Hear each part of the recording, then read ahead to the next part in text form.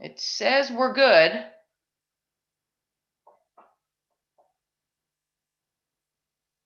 I'm just going to verify because sometimes it takes a second. Okay.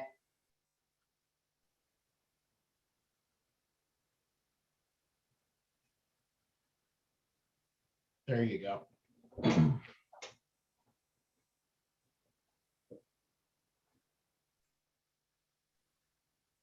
In the interim, Mary Lou, are we back by the next meeting? Has Cuomo or whoever decides it? Right now, it's only decided until June 5th. So probably on June 4th or sometime that week, he'll decide. So we don't know. So he keeps just like pretending and extending. Well, he's only allowed to do it by state law for 30-day periods. Got it. So for this most recent 30-day, he said no meetings as of yet. Right. Well, he said that you can have meetings through the internet or teleconference. It's not that you can't have a meeting that's live, but when you do that, you have to be able to allow everyone in, but you also have to be social distanced at 6 feet. So our problem is we have rather large agendas and lots of people, And potentially lots of people that could. Right. So that's why we can't have them live yet. There are some little tiny towns that are having live meetings. That's what I thought. The whole town can show up and they're not going to fill town hall. Got it. But for us, our problem is we don't have the space to social distance. So Well, if it ever gets warm out and stops being like summer in Sweden, we might be able to do it out in the outside, but it's been too chilly so far. All right, so we're good. We're good, and I'm going to turn my video off. Okay. Bye, Aaron. So I will make the call to order. I will get our flag. And I pledge allegiance to the flag of the United States of America and to the republic for which it stands, one nation, under God, indivisible, with liberty and justice for all. Is it Chrissy who's doing this? Roll call. I don't know how we do this. Can I do the roll Can call? she hear you? Can you hear her? I can hear you guys. Okay, roll call. Okay, Chair Lindstrom, I am here. Mr. Zarowski. Okay, Mr. Williams. Here. Mr. Pinsky. Miss Maloney Here. and Mr. Grasso. Here. Okay. Did we get Mr. Jones? Yes. Okay. Well, yes. Mr. Pinsky. What about Pinsky? She said Did we get Pinsky. Pinsky? Okay. Is Mr. Pinsky here? Yeah. And our alternate is present. And Mr. Jarvis. Here. Okay. Hey, if Aaron is in the background, could you resend to Patrick? He just texted me he needs a link. Okay. Sorry about that. All right, we're off to a rip-roaring start so far here today. Announcements and communications. The June 1st workshop meeting, I'm going to make a motion. We should have that meeting to further discuss the CUSAC application, which should have more information in. Today was their cutoff. I don't know if we got information because things go into the void, but let's just schedule it just in case. I second that, Maren. Okay. All in favor? Aye. Aye. Against? Abstain. I need people to talk up. You didn't have Aye. to vote on that one. Lauren, Uh, when's the workshop meeting? It's on, The 1st of June. Trainings.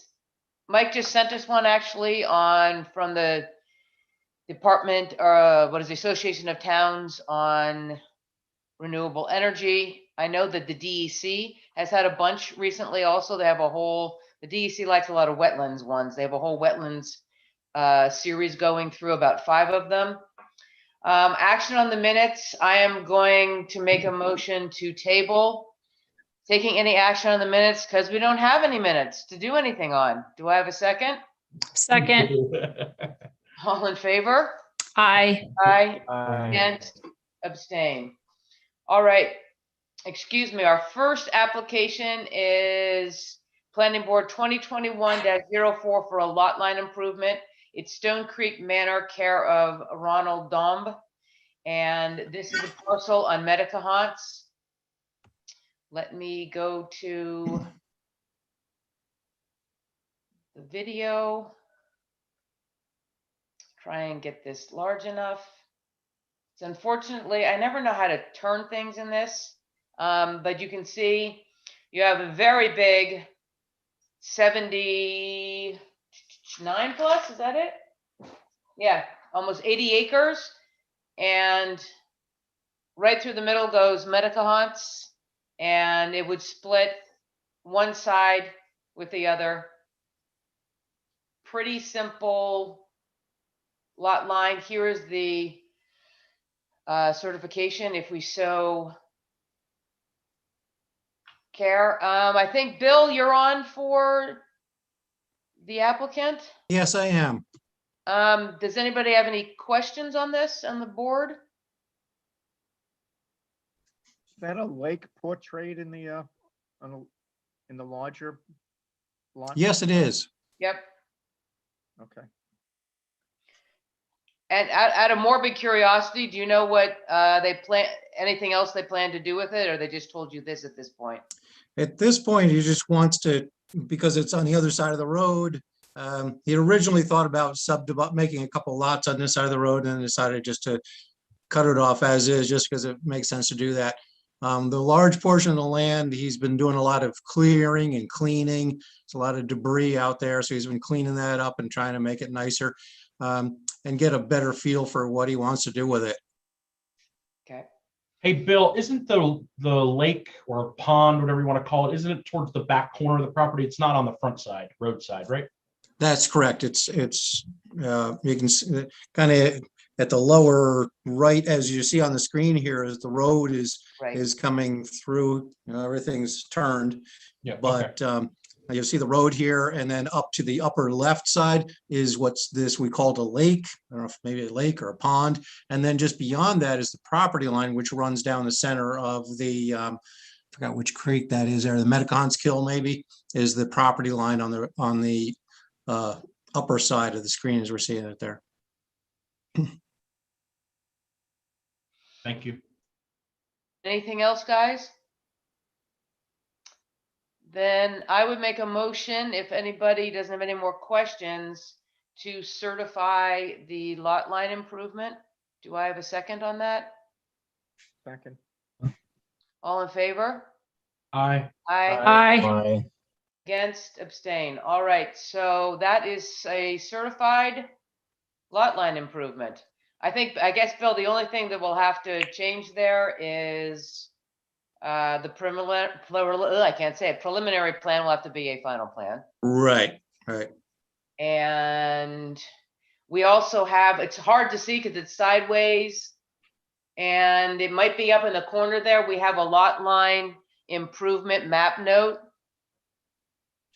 And I can send that to Cindy or somebody at your office in case it's not there. It might be there. It's just, I can't enlarge it anymore to see if it is. Yeah, and I don't have a hard copy with me at home here. It's probably down in the lower section of this. You guys usually have it on right underneath where we sign, but when, I'll just send it in to you to make sure that it's on. Okay. But you guys usually have it standard. Yeah. Yep. I know we've got a whole list of standard notes, so we'll put that Okay. one in there too. All right, great. Thank you. Okay. Thank you. I'm off to Marbletown.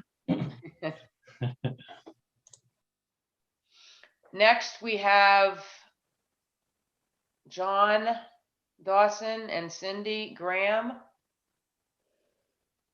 You I guys am. there? Yep. Yeah. All right, everybody remembers this was, don't change your mind again on this, all right? Oh, God, I hope not. So this was the 4-lot subdivision that they decided to make into a 3-lot subdivision. We went over this last time. You can see they added, once again, it is tough to see, but the lot lines, you can see the dotted lines, the lot lines that are to be deleted. They added in, although the lot has been sold already, it was part of the original subdivision.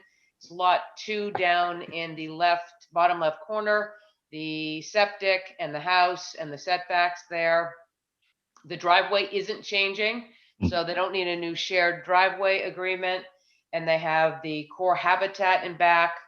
So I think it was just the lot lines, putting the house on, and we double checked the driveway that was anything additional we needed. Does anybody on the board have any questions or comments? Somebody's dog does. No. That's my dog. She says, let's go out and play. Much more fun than this. I agree with her. Yes. And all of the notes that are on, all our planning board notes that are off to the side, those are exactly the same as we had before that were requested. It has to do with the shared driveway, fire code for the length of the driveway, and the farm. Right to farm. The right to farm. And since this is one of those where it defaults into being a major subdivision because of it's a re-subdivision, we asked for them to put in a waiver if they could, because it, for all intents and purposes, is a lot line, ask for a waiver.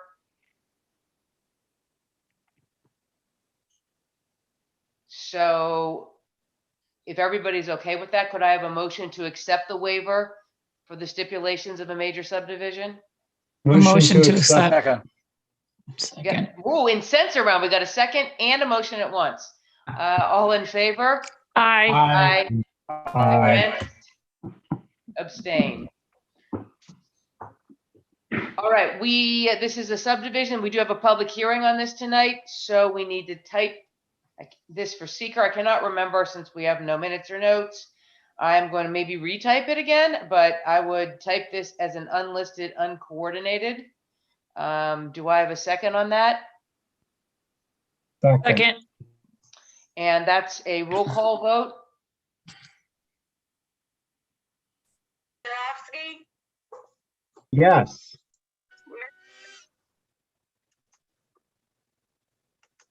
Mr. Jones,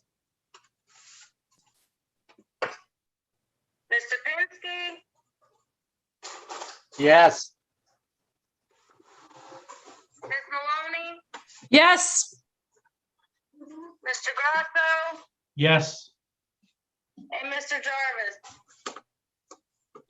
You get? Okay. What about Mr. Jones? Did you say Jones or Jarvis?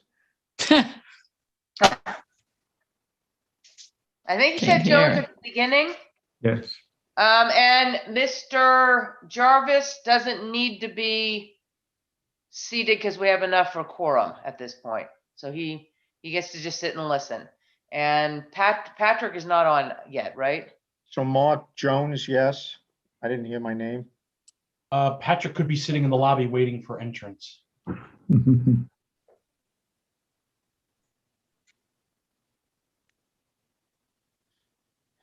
And no, there's no one in the waiting room. And you sent him a link? I did. Okay. He might be having link trauma like some people are having. All right. So we do have, but we still do have enough people for quorum. So, all right. So our short environmental assessment form, part 2, impact assessment.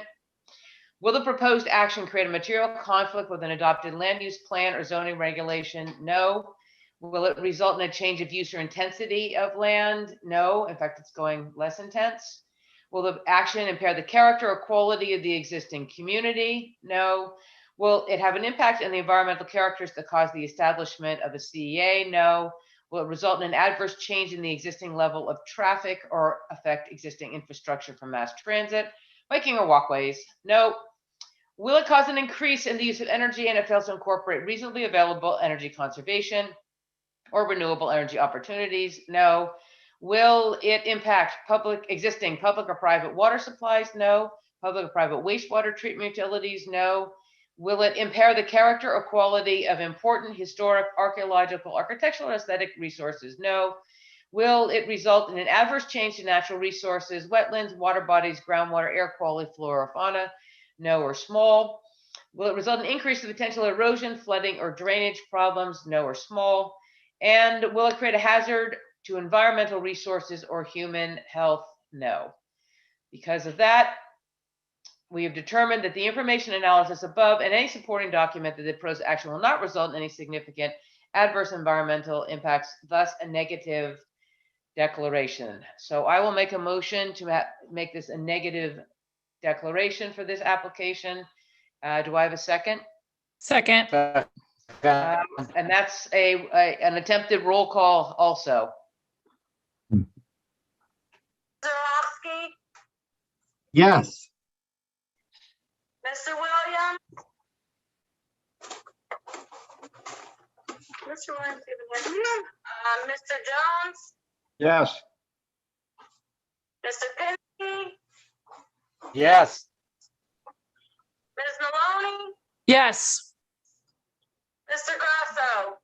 Yes. Alrighty. And did you get me? You're supposed to call me even though I'm doing the talking also. So I go with a yes. Thank you. And just I have a tech request. When you guys motion and second, can you say your last name? Yep. Because your pictures aren't showing up on the screen.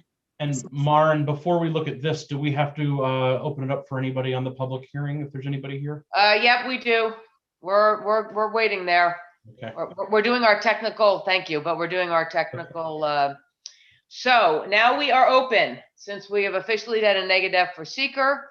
And is there anybody here from the public that would like to speak about this application? We typically give 7 minutes, and you're speaking to the board if you have any information that we should know about the application, the land use, the lay of the land that could help us make a decision. Is there anybody on the phone line?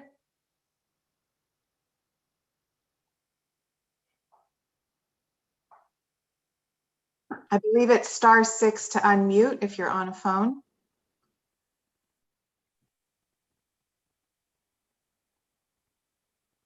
We will declare that there is nobody here from the public to speak about this.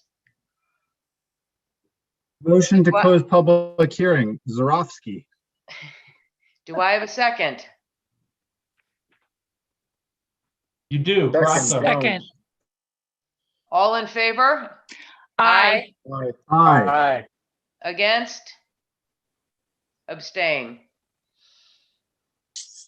All right. I feel like we're doing this like the town is in Croatia and we're on the moon. Me too. I'm there. I think I am in Ukraine, though. Exactly. All right, so we will go. This is, sorry, I went a bit too fast. This is decision Planning Board 2021-04, amended subdivision conditional final approval. Applicant Cynthia Graham, owner Cynthia Graham, and it's the reconfiguration of 4 parcels into 3 parcels in a previously approved subdivision. I won't go through all of it, but it is adjusting the lot lines, reducing some of the plots, and then increasing 1 plot to take most of the land. The 1 plot that is to stay the same is 68.1-2-45.200, and that's plus or minus 5.8 acres, and that was already, a house was already built there and it was already sold off.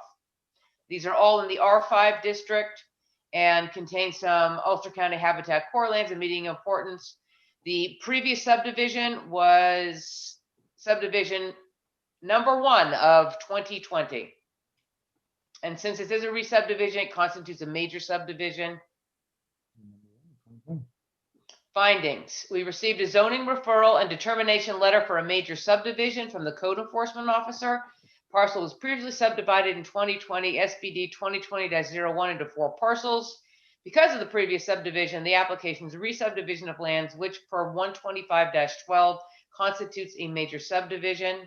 Applicant presented preliminary revised subdivision map with the elimination of lot lines and changed lot lines for review.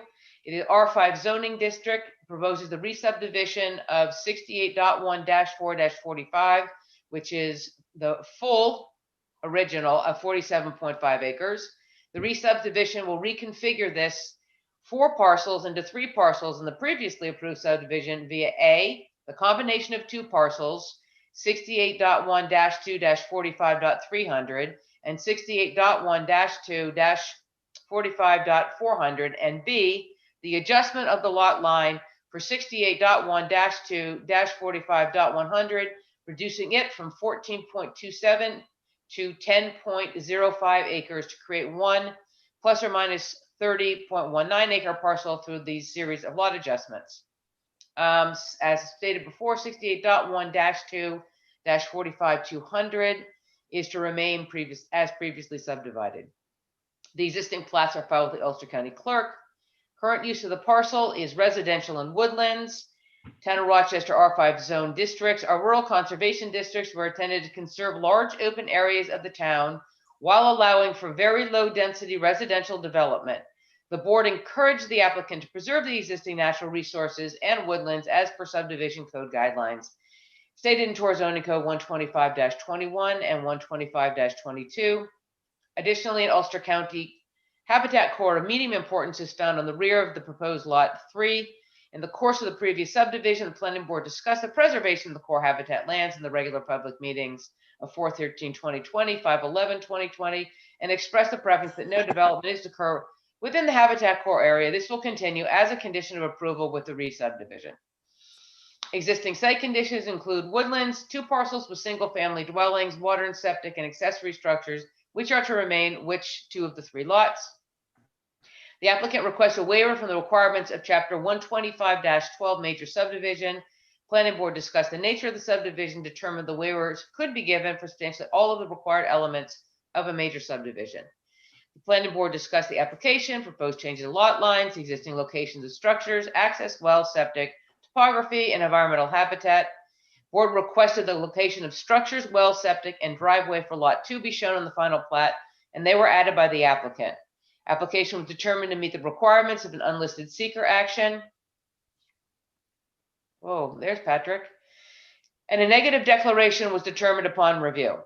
The board reviews the proposed lot as safe and legal access. The board concludes that the 3 proposed lots will have adequate greater than 50-foot frontage on the town highways Van Tyne and Sampsonville.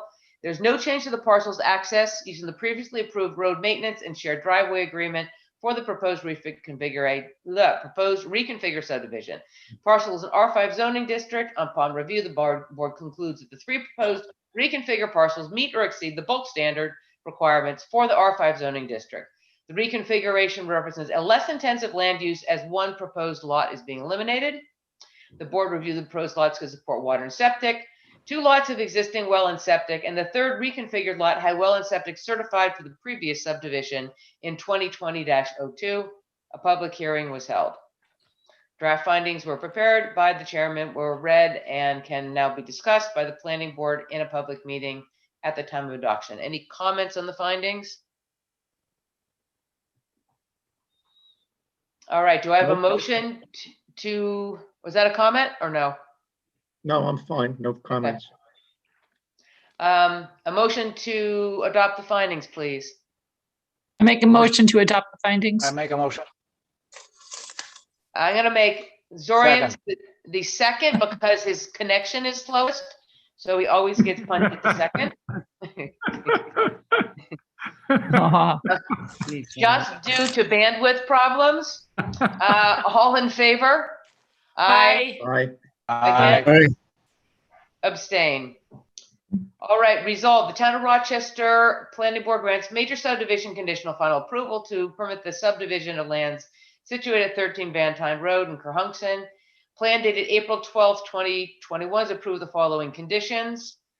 Pay all your fees. Present a final plat for signature. John and Cindy, the plat title does need to be changed to final from preliminary. It's still preliminary.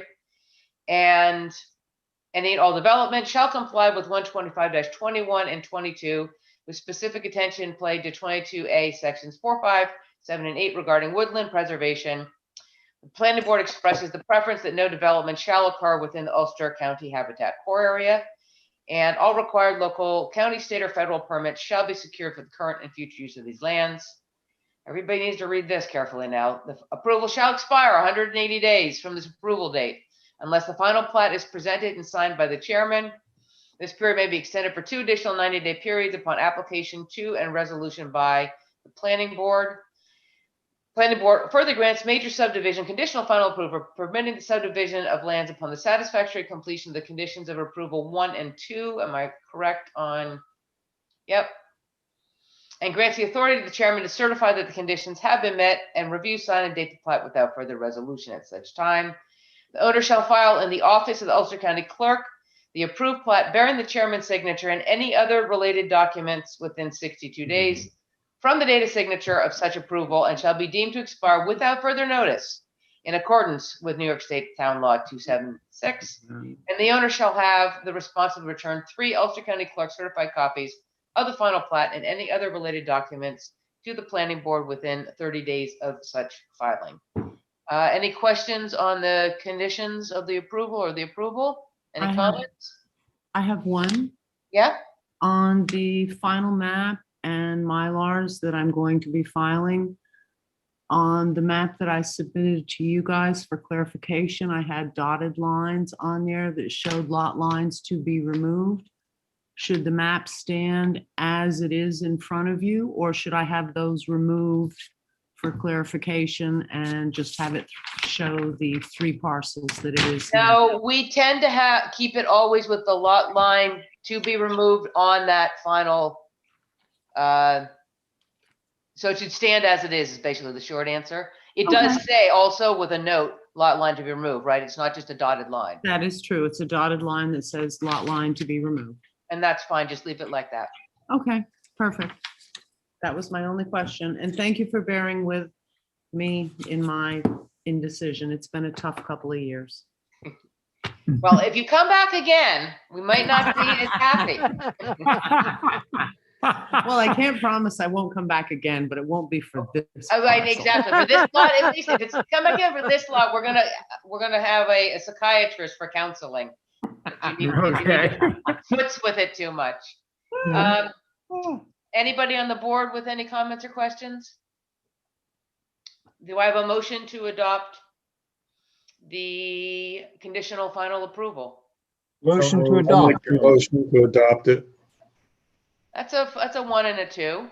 All in favor? Aye. Aye. Against, abstain.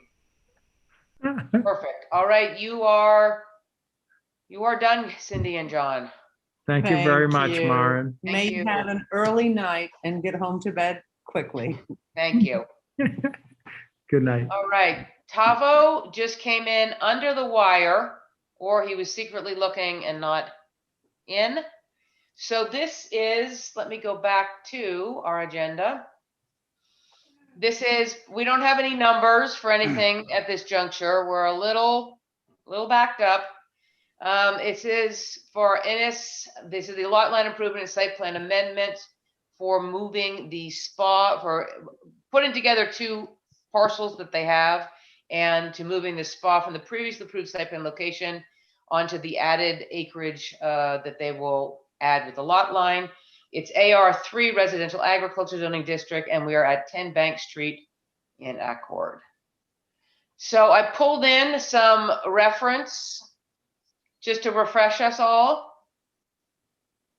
That was the original design for the spa and gym before it was to be moved. This was the interior of the spa and the gym, looking gym-like and spa-like.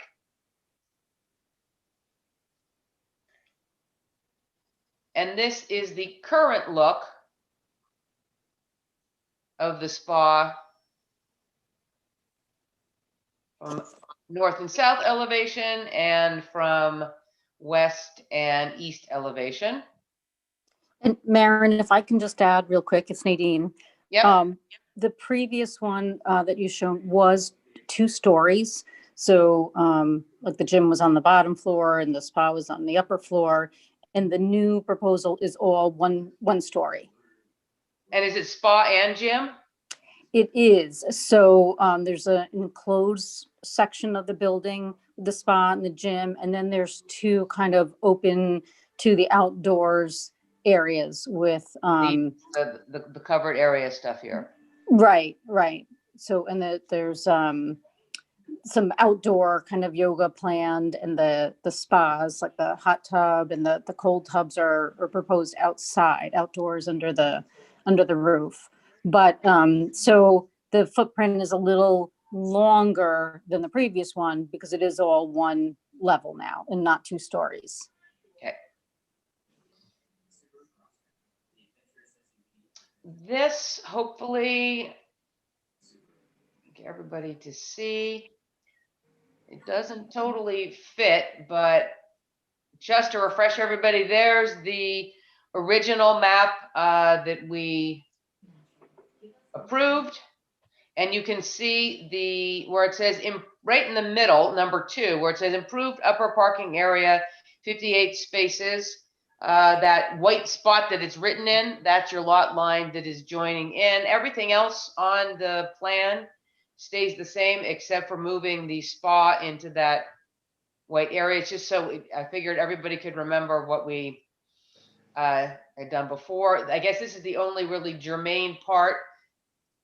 In the upper corner, that is the parking lot. You'll see it looks, and then you have the restaurant, retail, and farm stand area, which all stays the same. And then at the bottom of this main parking part, that would be your bottom edge of where the spa is going. Everything else are details for the rest of the development. So this, as you see, just to show that there's no clickbait here, everything that they have is, everything else stays pretty much is the same as we had before. And you can see the spa is number 6. You can see that it does get a little longer than previously. This is a close-up. Let me see if I can get it over. So you'll see there's the close-up of the spa. It's mostly going to be open meadow grass area, some trees being added. You have the septic in back. You have a tree line all around the edge, and then tree line along the entrance road. And same thing along, sort of separating it from the parking area. You can see on the top here, that's your same farm stand, building, and parking area.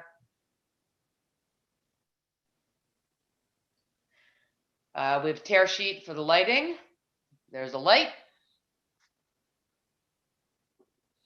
And this is another page to the full site plan, which shows your standard landscaping, screening for construction, I believe. And that ends with it as to how it was the determination from the code enforcement officer. So why don't we go back to something more interesting to look at.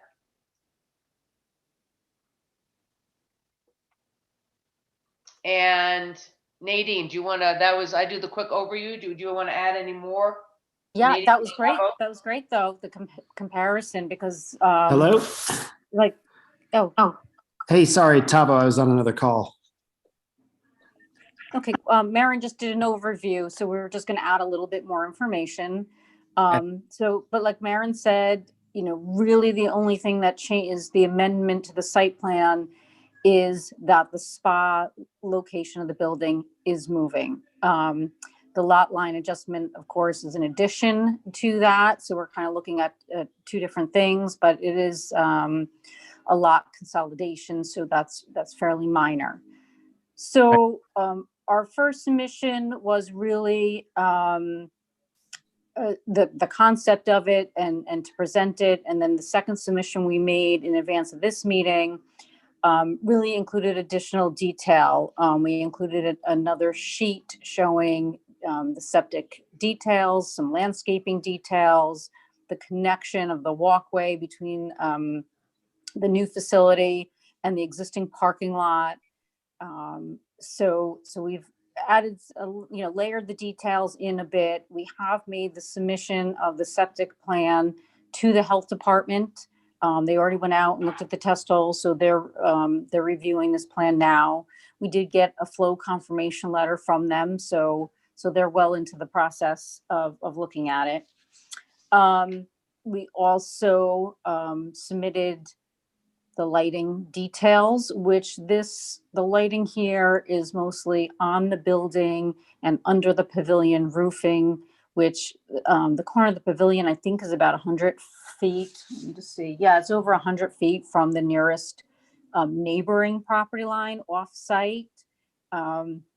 So we don't have a foot candle laid out shown, and but we'd like to ask actually for a waiver from showing foot candles on here, just due to the separation from the building from the property line.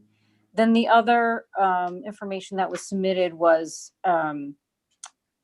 the elevations of the building, which Marin already kind of showed a little bit. So that's where we are, and we're hoping to discuss seeker a bit and hopefully circulate this information to the Ulster County Planning Board and possibly schedule a public hearing. There's actually the only agencies involved with this because of just the building location and the lot line adjustment would be the County Health Department for water and sewer. The Ulster County Planning Board is an interested agency, and SHPO is identified for being in the archaeological overlay district, but with the initial project and the initial seeker, there was an archaeological study done. There was a review of the existing buildings done and some shovel testing in various areas in the site. Now where this building is going, it obviously wasn't tested at that time, but this site had been, right up until they purchased it, a single family dwelling location. There was a manufactured home on the site. So the site was already disturbed and developed. And as shown here, basically all the areas that are shown cleared on here, there's no really woods to be disturbed. All the areas have already been cleared and maintained as basically lawn and meadow. So asking the board just to make their own determination whether it needs to go back to SHPO or not. But that's all that's really the interested involved agencies. I'd say we probably should also send it to our fire department for the. So there's no new roads proposed. That the only drive access is the road that's there and the parking lot. So it would be accessed from those locations. And I can give you, just for building code reference, what the distance is from the building to the driveway and to the code, and then they can see that, because that will be how it's accessed. Yeah, exactly. I mean, I'm saying that's not going to be a Sure. big stumbling block, making sure that they have a second look at it. Yeah. What about involved agencies? What about the IDA? Aren't they doing some funding here? That's right. I'm sorry. I did forget about that. And I know maybe Tavo could speak to that, because I did send him the information. I know he had reached out to them. Yeah, so we, after our last sort of like pre-application call that we had, we were in the process of reaching out to the IDA. The IDA actually simultaneously called for a meeting. Can you hear me okay? Yep. They were concerned that we had already gotten approval and that we had already done the lot line adjustment and that we had already relocated the building. So we met with them, with Joe Scott and Rose. I want to say it was like April, the week after our meeting. It was the 19th. And we said that we were in the process of putting together the application, but we were just checking the feasibility of this. So they're aware of it. We've sent them all the plans that Nadine's put together. They have that, and they're in the process of advising how to adjust the IDA application, or our IDA, I guess, submission with the rest of the property. Okay, so they should be included as an involved agent. Involved agency, right. And while we're on that, Rick, I'm trying to remember the last application. Did you recuse yourself?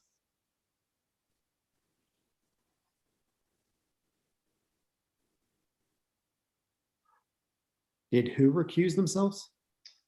Rick is on the IDA as well as the Oh. planning board. So what did you, I recused myself from the IDA action because by the time they went to the IDA, we were at least 9 months into the planning board, or 1 year. So I voted on the planning board side, but I did not vote or even be in the room for the IDA. okay, So I so, recused from the IDA, not from the planning board. so you'll continue the recusal from the IDA? Okay, Yes. just want to make sure we don't have any conflicts. Thank Yeah, you. the only thing I did, if you remember, is at the last meeting, I reminded Tavo, sorry, that Right, you that need to go IDA to had the to be IDA. contacted, right, or else it's going to get a little messy. right. So But- I'm glad you did. So And that- I think we that'll be did, but I that's think my that involvement. it still ended up in the press. I think you spoke to the press. Say that again? I think there was an article that just came out regarding this. Oh, I thought you were quoted. I was quoted at an IDA meeting. I mentioned it at an IDA meeting Oh, I see. Okay. to remind them, if we didn't hear from you, that they should reach out to you so that you don't wind up screwing up the inducement or not getting, well, all the obvious stuff. If the new parcel is not attached to the old parcel, you can't get the inducement on the new parcel. And since the new parcel involves jobs, I don't know how many jobs you have in that building, you don't want to be out of compliance with your inducement on the first day that you open. All So right, you were just guys, let's- quoted for bringing it to their attention. Right. Has nothing to do Bring with it to this. IDA attention. And let's And try I- keep it on our stuff instead of the IDA stuff, just so we don't mix. Well, I just wanted, it was Yeah. important to make sure that we didn't have any make sure that conflict. exactly, we have to send it to them, yeah, but not the, should we do a round robin and see if anybody has any, I have some small questions, see if anybody else has any questions. Zorian, how about you? Do you have anything? Yeah, yes, I do. Can I go ahead? Yep. I have a question about proximity of the septic field to the neighbor well. Do we know how many feet from the septic field to the neighbor well? I don't know exactly, but I do know that it is the greater distance than the minimum requirement. The minimum requirement is 100 feet What- 100 horizontally feet, or 200 feet if it's in direct drainage path. So it does meet those requirements. And, but I don't have the exact distance available to answer that. Should that be added to the plan? It is, well, the exact distance isn't, but the notations that are required by the health department, they are on the plan. No, Nadine, I mean the neighbor location of neighbor well, should it be added to the plan so it's clear it's more than 100 feet? Well, we do not have permission to go on the neighbor's property to do any see. survey or location, so, no. Yeah, that's, you've asked that, we've had that. And go ahead, No, I said we've had that Madam, what you're discussion trying to say? on other applications that you can't survey somebody else's land. You can only show how far you I are see. from your border. Unless the And- person says, come on over, I'd love you to survey, and you Yeah, want to and pay.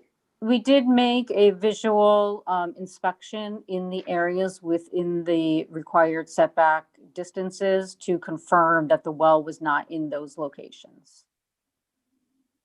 But so you cited the well? What kind of? No, I mean, visually. right, we observed that it is not located within the setback distance. I see. Okay.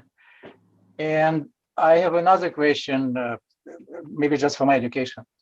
I see that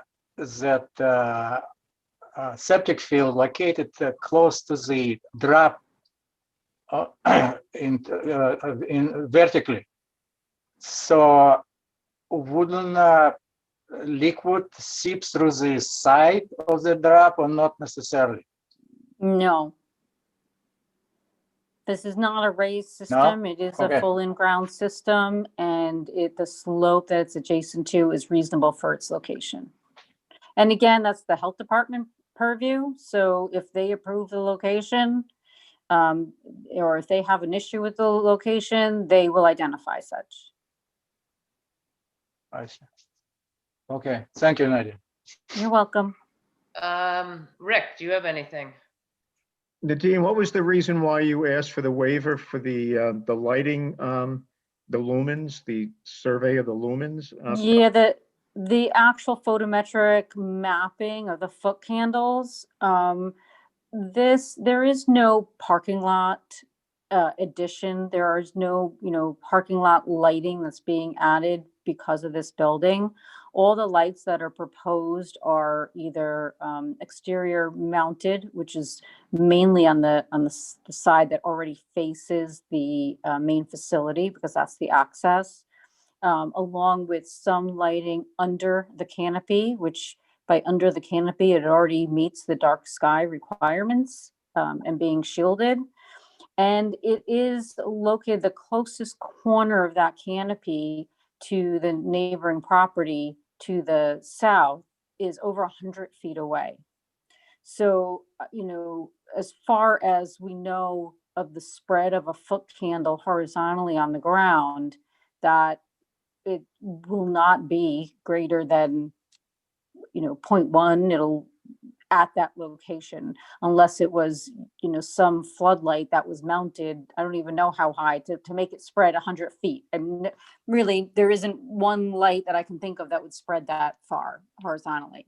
So to Isn't determine that a function of how high the light would be mounted on the building? And that would be the purpose of the study, to show that?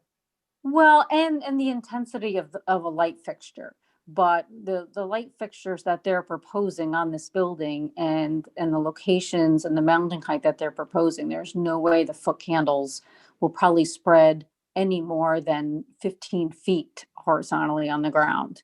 So 100 feet to get the foot candles on there, just to confirm that we're at, and I apologize, I don't know what the minimum is, but let's just say 0.2 at the property line or 0 at a property line. Yeah, it's 0.1. Yeah, so, it won't spread that far.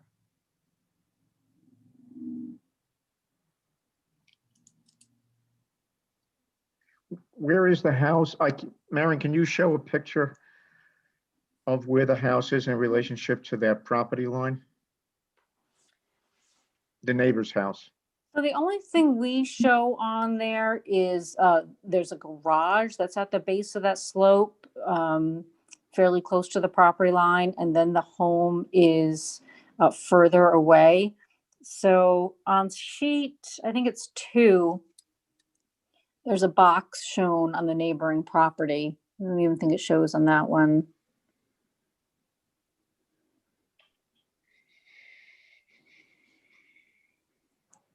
Yeah, you have the garage there. Okay, all right. Yeah, so that's the garage at the base of the slope. And then the house, if you go down towards the lower left corner, the house is off the page a ways in that direction. So you're saying there's no floodlights whatsoever on that new building? No, there are no floodlights. That would be proposed like at there. all. I'm sorry? I see my beautiful pink thing. That would be sort of where the house would be down, but off Oh, the, actually, it's way to the left. Keep going to the left. so I can't even go far enough to the left. I'd have to- Right, it's off the page. But yeah, Okay. that's probably a good proximity as far as south of the property line, but then it's way off to the left page. Shouldn't we be having the neighboring properties included in one of the maps as far as their lot lines and stuff? They are here. Huh? Yeah, all the adjacent property lines and property owners' names are right on Yeah. sheet one. And I mean, I got it. Yep. Thank you. you know, this discussion, is great. And again, we're asking for the waiver. If the board wants to gather some more information, wait till after the public hearing, anything, we're putting it out there because it's just the distance alone and the type of lighting that's proposed. I mean, if we had a parking lot, say where the septic is, I believe that would be a concern, and you would definitely want to know, okay, the lights are fairly close to the property line, will that extend? But the distance from the property line is fairly significant. I mean, if anything, the lights of the existing parking lot are brighter than anything that's going to be on this building. Exactly. Anything else, Rick? No, that's it. Now I don't remember who. Anne Marie, let's throw you in the mix. No, I'm good. Everything seems to be pretty well spelt out. Patrick, do you have anything else? Nope, I'm good. Thank you. And Sam I have no questions at this time. and Mark. I have no questions at this time. I have a couple, Nadine, nothing very big. Okay. The gravel driveway, let me switch to the gravel drive that you can see as you go in. Is that just going to be, is it going to be used? It's just going to be covered with grass, or is it going to be used as a maintenance road? Is it still going to be a drive? I don't think it will be maintained as a drive. They may use it as a path if they have for their maintenance, because they do have what's the term? The golf carts or four-wheeler, Right. that kind of thing for the maintenance staff to get there, but it will not be accessible for vehicles. Yeah, the intention is to let it grass over. Okay, so you probably should just make a notation on that, existing gravel drive to be suppressed, or whatever the proper Will do. thrown Yeah. over, whatever proper terminology is there. Okay. And this question is sort of for you, Mary Lou, we're a little bit of a mess in knowing what we have. Have you put in a lot line application separately also? We Maybe. have, yes, we put in the application and the fees, and that is in, because we like to include that in the same public hearing. The only plan that we have submitted is right now that the sketch plan for it. Bill Eggers is working on the lot consolidation plan to give We us a full haven't description. Right, I didn't see anything. We don't have anything lost in the office where nobody is. It hasn't been submitted to us, correct? Yeah, and I can definitely give you another copy. I can email Yeah, I it think to it you. was submitted, Maren. Yep, we paid the fee, everything. Sorry about that. No, because my question to you, Mary Lou, was do they need to do that, or can we use what we're looking at here? And I was thinking, you can't use what we're looking at here. We needed a, Yeah, the sheet one is really the sketch plan that identifies it as, this is the lot, this is the acreage. We do, on the zoning table. so this show is what I have, as far as I know, and there's no map here that's your typical lot line. the survey map itself, right? So on sheet one, on the zoning calculations, it discusses, the existing and then after the lot line adjustment, it has like the little connectors to show. Exactly. that the lots been- This is my question.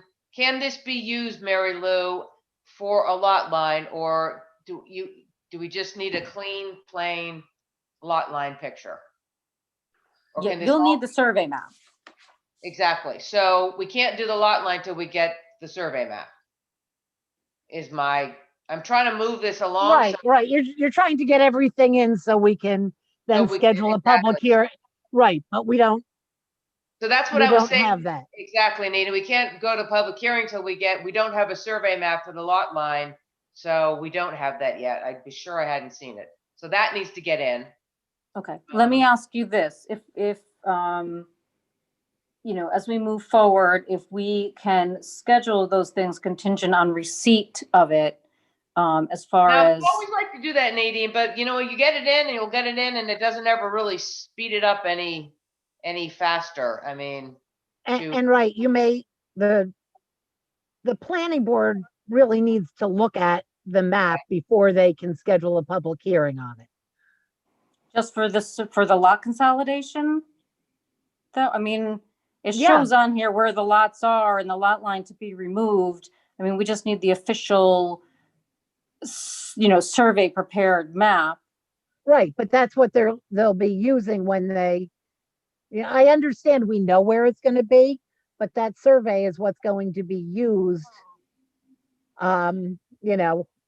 at the public hearing. So it's very difficult to say, yeah, submit something and then we'll have a public hearing without Well, having I mean, reviewed my it. concern is, and I'm sorry because this is a little bit out of my control, but my concern is more even the county planning board, because if we don't make a motion to send to the planning board and then we wait to the next meeting, now we're like way even past the next meeting for public hearing, because just to get it into the planning board, the dates, like your meetings fall and then the county planning board submission dates are.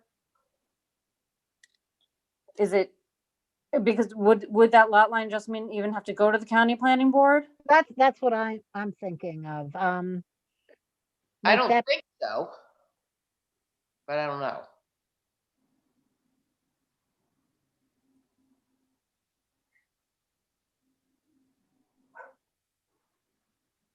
I'm okay with sending this portion to the county. Mary Lou, does the county need to see the lot line? We don't usually send lot lines. Right, but- that's what I'm thinking. They may not need to see the lot line itself. I think that perhaps in our cover, we say that, a lot line will be considered as well. And then if they want to see it, they'll let us know. Yeah, I mean, because basically it's contingent on this lot line adjustment. If Right. the whole thing, putting the spa there is contingent on the lot line adjustment. So, all right, well. Yeah, so I'm okay with this going and probably the lot line adjustment won't need to go. Right, but the long and the short is we need a survey for the lot Yes. line to turn up Yeah. here Understood. as Yeah. soon as possible, or, I mean, that all has to be done for the whole thing to finally be done. So, Yeah, And- I agree. From timing perspective, if Bill can get that done, if the board wants to send what we have now for the site plan amendment to the county, they can do that. And then if for the meeting in June, we have the survey in as well, we could set a public hearing, a joint one on both of them for July. Right. Yes, and we would definitely want to do the public hearing jointly because there's no sense, It makes sense. It just Yeah. makes sense to do them Right. together. although I would think it would confuse people to have it separately. All right, so. So Well, the normally, site, for a lot I'm line, we sorry. wouldn't even have to have a public hearing normally, so. But if you'd still rather have the public hearing, because this is sort of contingent in all one piece of it, you'd like to have it together. But if all you were doing was a lot line, there would be no public hearing. Well, if a public hearing's not required for the lot line, then we could have it without the survey map. Because the site plan, Well, the you site plan could, approval is going to be contingent on the lot line adjustment approval anyway. But no sense, maybe we can have it in by next month and you'll have it in time, the public hearing, you'll have everything you need and it's not even an issue. So if the lot line adjustment doesn't. Just get a survey as quickly as possible.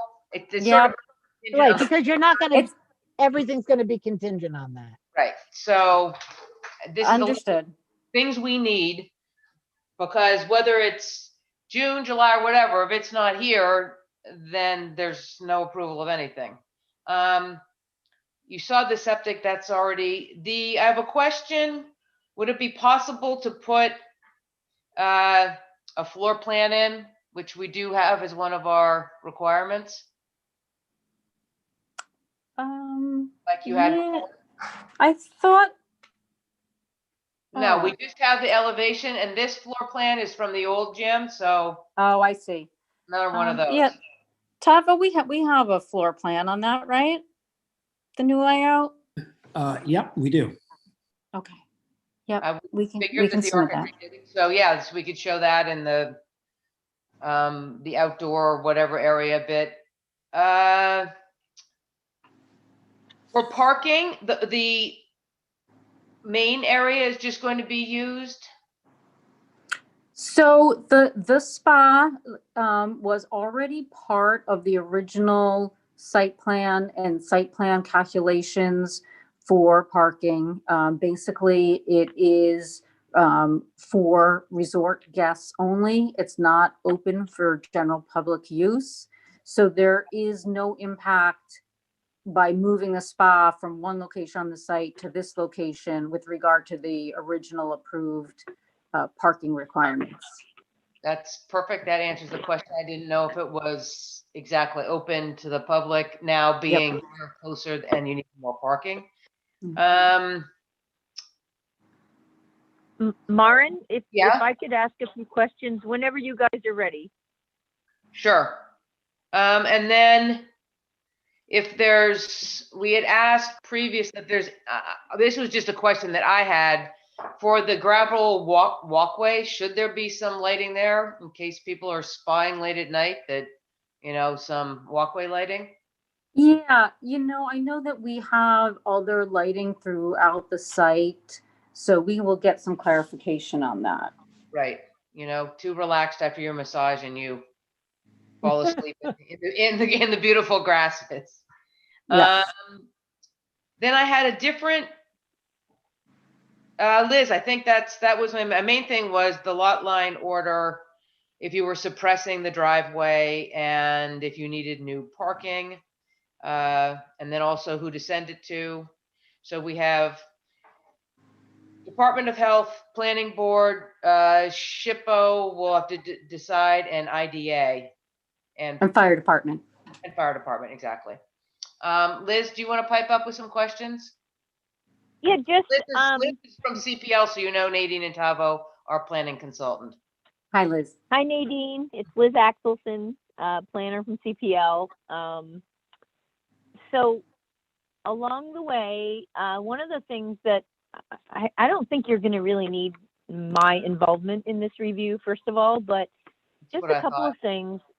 If there was already a SHPO sign off, I'm wondering whether it would be possible to submit the new plans to SHPO so they can just see the change, just to get another sign off from them. That's just a thought. In other words, if you've already done the submittal via the cultural resource information system and gotten a sign off, I would think they, could give you some kind of a response on the amendment. And I think your big argument, obviously, is that you're adding more land, and correct me if I'm wrong, for basically the same amount of development. Does that sound right? That's the proposal, yes. Yeah. As far as what gets submitted, are you requesting that of the planning board to make the request? Oh, okay. Let me back up. I thought that, did you guys have any interaction with the State Historic Preservation Office the Yes. first time you had this review done? Yes, so, the planning board were the ones that were submitting some of the information directly. We would Oh. submit it to the board, except for Joe Diamond, who did the archaeological phase 1 and the test digs. He did, with some difficulty, submit his findings. But there was also a full building review on this property for the buildings that were there to see if anything was historic. So all those photos and documentations, they were submitted to the planning board, and the planning board did upload them. So, Wow. yeah, it was quite a process. And Yeah, I'm impressed that the planning board did it. yeah, Well, yeah. I'm making the motion here in a non-official motion that it might be a good idea to upload, since the uploading is onerous. I have heard from previous planning board secretaries that maybe, Nadine, you could write something, here's what you're doing and amending, and you send that on to SHPO. I know that quite often engineers do that, and it's not the planning board that does it, because right now we don't have the capacity to do that. Yeah, and I would suggest that, typically a cultural resource person, that's, if you have a report, have them do it. But it sounds like all you're adding is this one little hunk and putting a building on it, and, let them know it's previously disturbed. And I would think that, you should, and give them your old sign off letter, and you should be able to get some kind of response.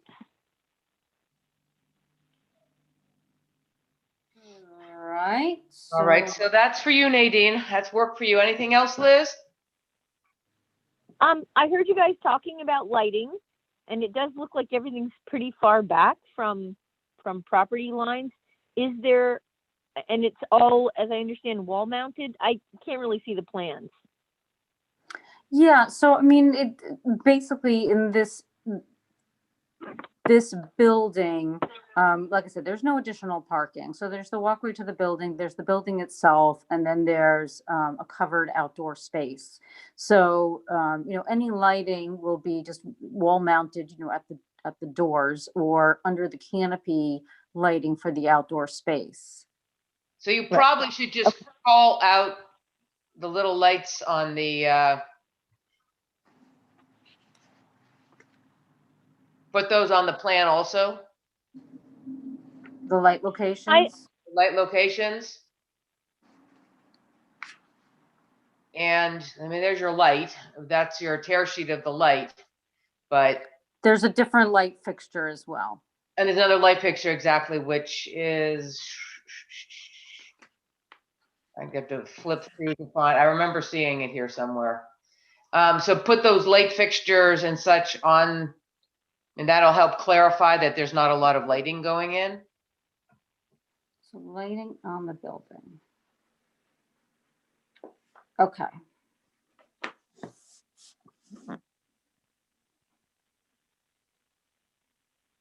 And other than that, I just heard the discussion about whether or not to send the lot line revision to the Ulster County Planning Board. I think you're showing the lot line revision right on the site plans, right?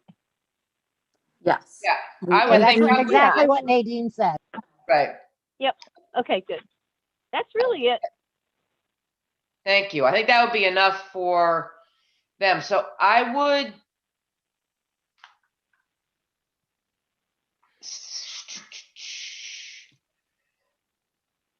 What would you say, Mary Lou? Anybody else on the board also, you've already done the wrong one? Do you think we could type this for seeker and send it to, and I mean, it's an unlisted, uncoordinated, I would think, correct? Just for the lot line, yeah. And then make a motion to type it as an unlisted, uncoordinated, and then send this on to all the interested and involved agency or Well, interested. if it's uncoordinated, you don't have to send it to them all. If you want to send, it's coordinated, then you send it to them all. But we could send it as a, well, you can send it as quote unquote interested, right? In case, like, the fire department is always interested. You're muted. Okay. I hit unmute and it muted me. So if you're having you send it to everyone when you're having a coordinated review. Now you might want to send it to the fire department, because you want to make sure that we have good access. But if you're going to send it to everybody, you may as well say it's a coordinated review, and then, anyway, exactly. then they don't all have to do their own. Right.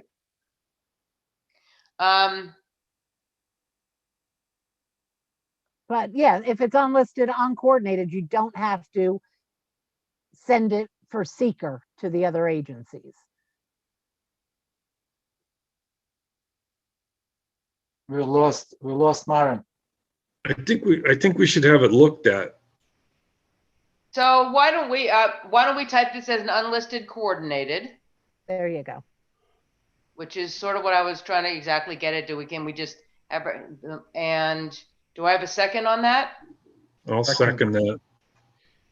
And that's a roll call vote, correct? Yes. Do we have our roll call person still with us? Hi. Hi. So let's see here. So we have Cheryl Lindstrom, Yes. Mr. Zarowski, Yes. Mr. Williams, Yes. Mr. Jones, Yes. Mr. Pinsky, Yes. Ms. Maloney, Yes. and Mr. Grasso. Yes. All right. Okay, and then Also have to. You might want to ask for this coordinated review. Sorry, Nadine, but given that we do not currently have a clerk in the office, I think that we may want to request that the applicant circulate. I was going to, you took the words out of my mouth, because there is nobody to upload or do anything anywhere. So we just listed it and we have nobody to circulate. So Nadine. I would love to. So would you like me to submit a cover letter to be put on Town of Rochester letterhead, or how would you like to do that? Maren, I don't know. I'm so in like foreign territory here, Mary Lou, with this. Right. Yet I would say, let's ask Nadine to do that, and I'd be Submit it happy to all the to. agencies? Right, but you can get the letter, the cover to us. Yes. And then Maren can sign it, and then you can do the circulation. And Maren, if you'd like me to look at that, and Nadine, you know what, submit the cover letter to me as well as to Maren, so that I can take a look at it and give an okay. Yeah, and Is that all right, basically it'll Maren? just, yeah. Yep, that's perfect. That's perfect. I'll just reference this meeting and that motion and, circulating it and, that. So yes, I will get that to you quickly. Thank you. Mhm. And do we have to make a motion also as to who we need to circulate to? I think we can just give her a list. Yeah. Okay. Health Department, Planning Board, SHPO, Fire Department, IDA. Yep.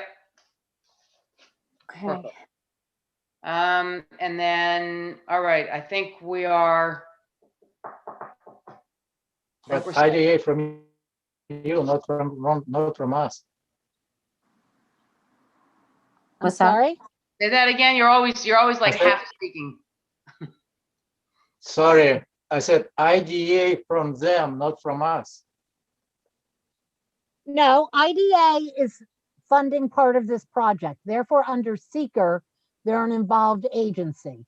So we have to send the Okay. seeker things to them, which Nadine is kind enough to be sending out for us, but it's as part of seeker and that comes from us. I see. Okay. Thank you. Do you want to do a motion that after we get, what was it, lighting, the note about the, Exactly. Lighting on the buildings, a note that the driveway goes away. You see if you want to do anything for the gravel walkway, and you already have them. You just need to submit them. Floor plans that contingent on getting that, we could set it for public hearing. well, I was going to say send it to the county because I don't think we voted County? on that yet. That's why I was saying, didn't we have to vote on it? That you have to vote on, sending it to the county. So contingent on getting all of those, if we get all of those, then can I have a motion to send the full pack to the county for review? I'll make the motion to send the full pack to the county for review. And a second? Second. All in favor? Aye. Aye. Against? Aye. Abstain. That's gonna cause a problem also because I don't know how to upload it into the county website, but that we can cover that. That's not for us to worry about here now. Yeah, And, we can get that done as long as Nadine can get us a package. you know what, Rob Leibowitz always asks for PDFs anyway, and I send him an email, excuse me, of Right. everything. So we can definitely work with you guys to do that. So And we I can will get the check- cover letter and, I'll check on the deadline date to get that out because I believe it's like 2 weeks prior to their meeting, right? yeah, they have to have it 12 days in advance of their meeting, which is on June 2nd. June 2nd. All righty. Thank you so All right, much. thank you, Nadine. All right, you guys have a good night. Thanks. You. Okay, bye. Take Bye. care. But we also have to get it up. Well, I guess maybe they could just make an exception, Mary Lou, because you just have to upload it in the system. They won't take it if it's just sent. You know what I'm saying? Right, I'm thinking that Nadine was saying she can do that. Okay. Well, Is that correct, Nadine? I think she's You still know, on. I will talk with Rob. I will definitely call him, let him know, kind of the issues.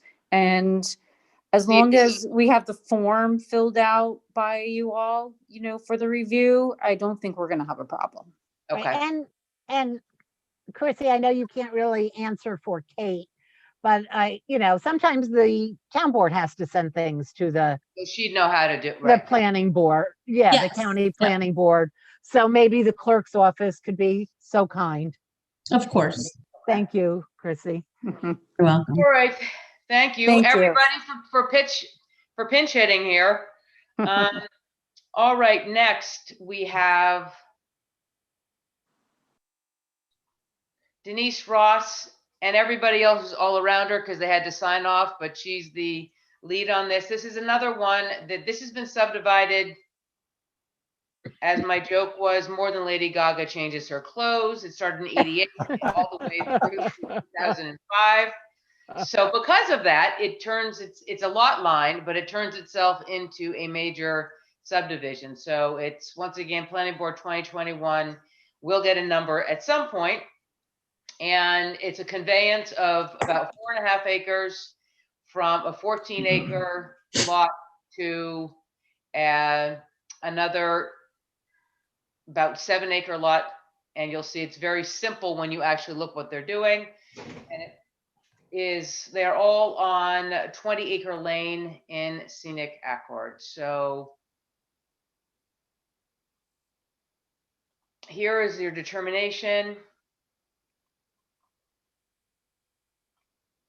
So it's a lot line improvement and approved subdivision on approved private road. Re-subdivision of land shall be treated the same manner as an original plat, except the parcels involved owned by more than one party. If rights have been given to others, all parties involved must be co-applicants. We did get everybody's signature as a co-applicant and need to agree to the re-subdivision. So that has been taken care of before it can be processed.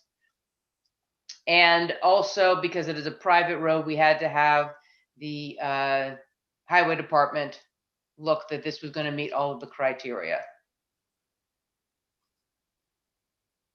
So do we have Ms. Brooks on? You do. Okay.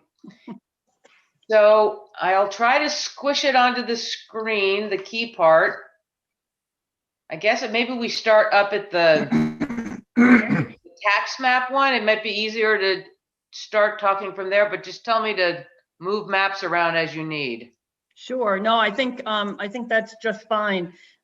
Stephen Sinistemi and Serena DePiro originally purchased a 3.40 acre of parcel of land. You can see their house and their shed had frontage on Lucas Turnpike as well as 20-acre lane.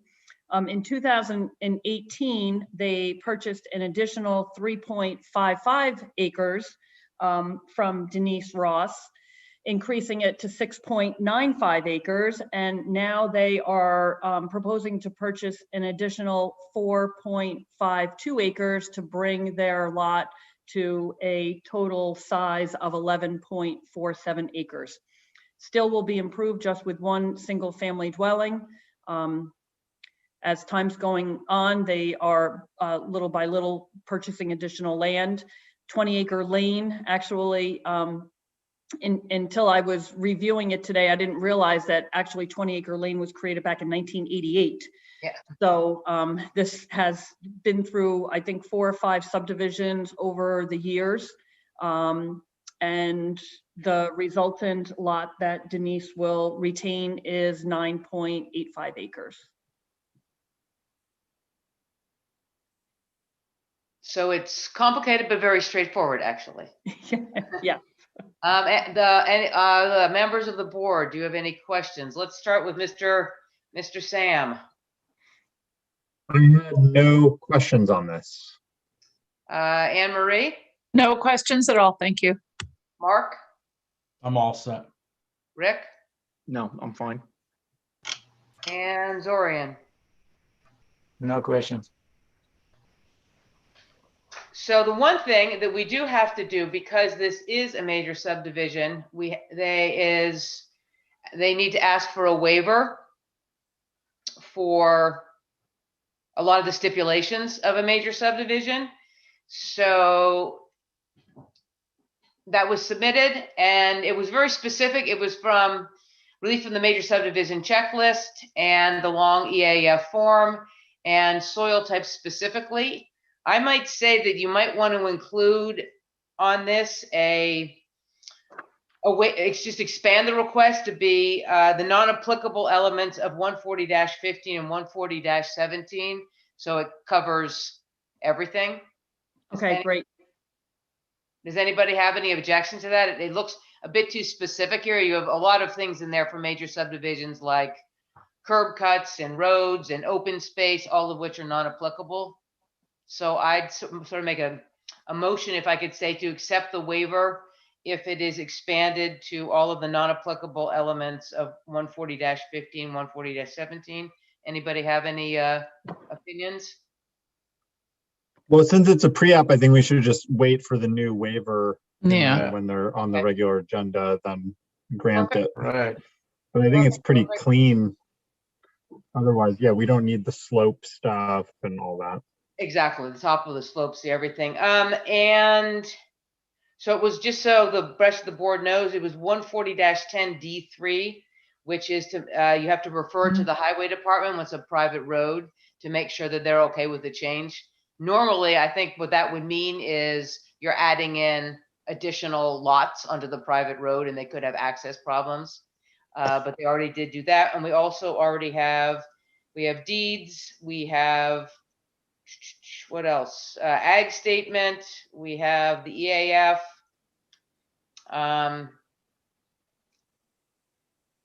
So I'd say with the, pretty much all we need is to add the waiver. And we could set it for public hearing for the next. I mean, we did that with, nothing really needs to be changed. We did that for Cindy and, I agree.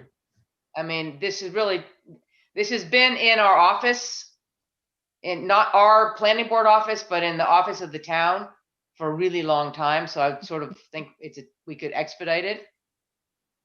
So unless anybody has another problem, contingent upon getting the added, the added sentence or two to the waiver, I'd like to set it for public hearing. Do I have a second? I'll second that. Yeah. All right, all in favor? Aye. Aye. Abstain. All right, with that small addition, everything else looked fine. I did not have a chance to see if there might be one or two map notes. Patty, I think you have pretty much everything there. We can do a public hearing for this on, at the June meeting. Okay. I also just want to, oh, go ahead. I was just wondering, should I be still sending the documents to the same emails? Should I expand them to include Samuel and Maren, or? You know, it's a little bit confusing. The idea was to just send it into Brianna's mail because that would go in and stay internally. It seems to be getting lost a bit. So why don't you include Sam and I also, just to make double sure? Absolutely. Because it'd be a shame if you send it in and it ends up getting delayed and we don't end up doing anything because we didn't know something was sent in. Yep, that would be fine. Maren, Yeah, I have a question to you. yeah. So why we have a public hearing? Is that because it's kind of major subdivision? It's not just a lot line adjustment? You have to have a public hearing for major and minor subdivisions, yeah. Because this isn't, this is, Okay. even though it feels, looks and tastes like a lot line, this is a major subdivision by our code. I see, okay. The same thing that just happened to John and Cindy before us. I just wanted to say Okay. before we Thank you. go to the next one that I appreciated the completeness of this packet. Yes. Patty's always complete. Exactly. Well, I have not seen her too many times in reviews, and I just wanted to call it out in the public meeting that it was very complete. We appreciate that. It makes our job easier. Exactly, because that took us, Keep what, coming- 5 minutes? When Keep it's coming back, Patty. I'm always happy when I see a Brooks and Brooks application. Well, thank you very much. All right, thank you, and we'll see you in June. See you in June. Have a good Great night. work, Patty. Thanks. Bye-bye. All right, the next is DeSantos. Terry, are you with us? He was. I am here.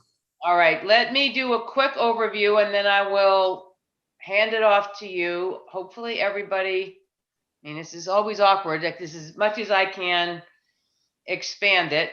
So you can see, I guess I can try my really bad jobs of annotation.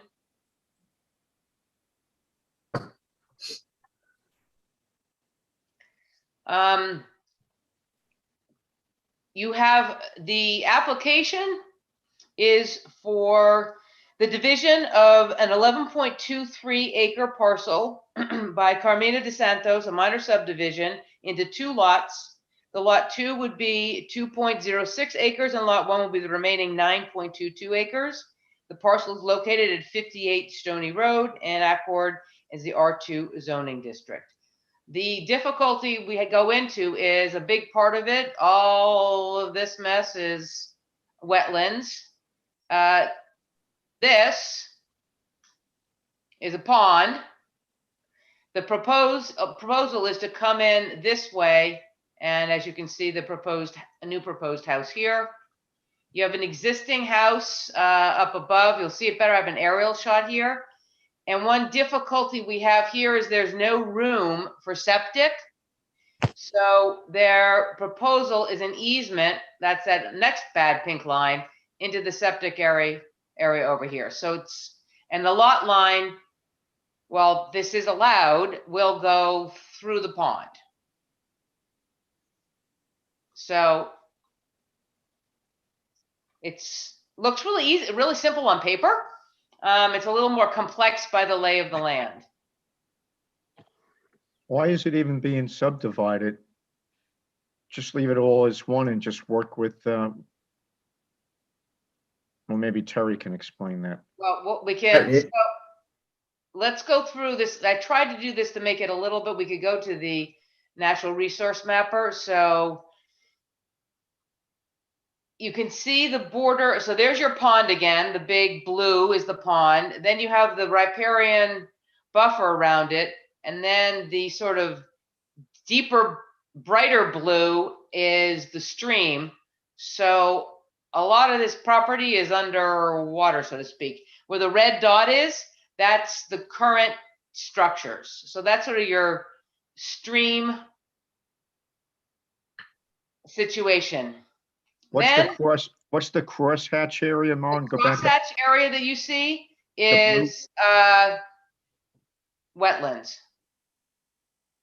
So that It's wetland soil, it's hydric soil. it's hydric soil. It's potential. It's hydric soil potential wetlands. So the driveway and the house would be going on hydric soil. As of not mapped potential wetlands, you can see where the actual houses are now. They skirt the side of that. Are they federal wetlands? Are they state wetlands? What? It's just hydric soil. None of the above. It's the wetland soil is ACOE. it's either hydric soil, or if you go on the natural resources mapper, it says potential or probable wetlands. So it has not been mapped by the DEC. The Army Corps of Engineer wetlands are the pond, basically, in the area around the pond. Right, there's no New York State wetlands. Right, so New York State hasn't gone in and done a survey. One would assume they might find some, given all this. This shows It's not larger than 12.5 acres of continuous wetlands, so it doesn't fall underneath the New York State guidelines for wetlands. the wetlands. So your bright purple is the highest level of forest habitat, but looking at it this way, it shows you a little better where everything would go. So you have the red dot again, and that's, Terry, correct me if I'm wrong, that's the existing house. And then you can see there's carved out 2 small pieces, and the house would go in that sort of already disturbed flat land that doesn't have the purple over it. Correct. And they hit pretty much everything. These overlays are just overlays of significant biodiversity area, Audubon important bird area, known important area for rare plants, and significant natural community. So if you back it out, this is a Stony Kill, it goes up again. That's one of the roads that goes up against, you're hitting Minnewaska and Mohonk and all of that. So you get a lot of habitat areas there. So that shows the same thing over an aerial view to make it a little bit easier to say.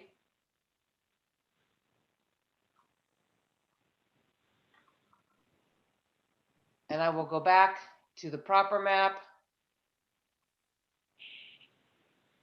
But without doing I thought without doing the blue, without drawing some of this in and just using a proper map like this, it's a little harder to see how you got a little tiny piece for the proposed house, and you can't even fit septic on it. So Terry, you want to add? Well, we have the 100-foot offset for the pond shown, and we're outside of that with the proposed house. And the only suitable area for septics is where we show it. We already have Board of Health approval for that.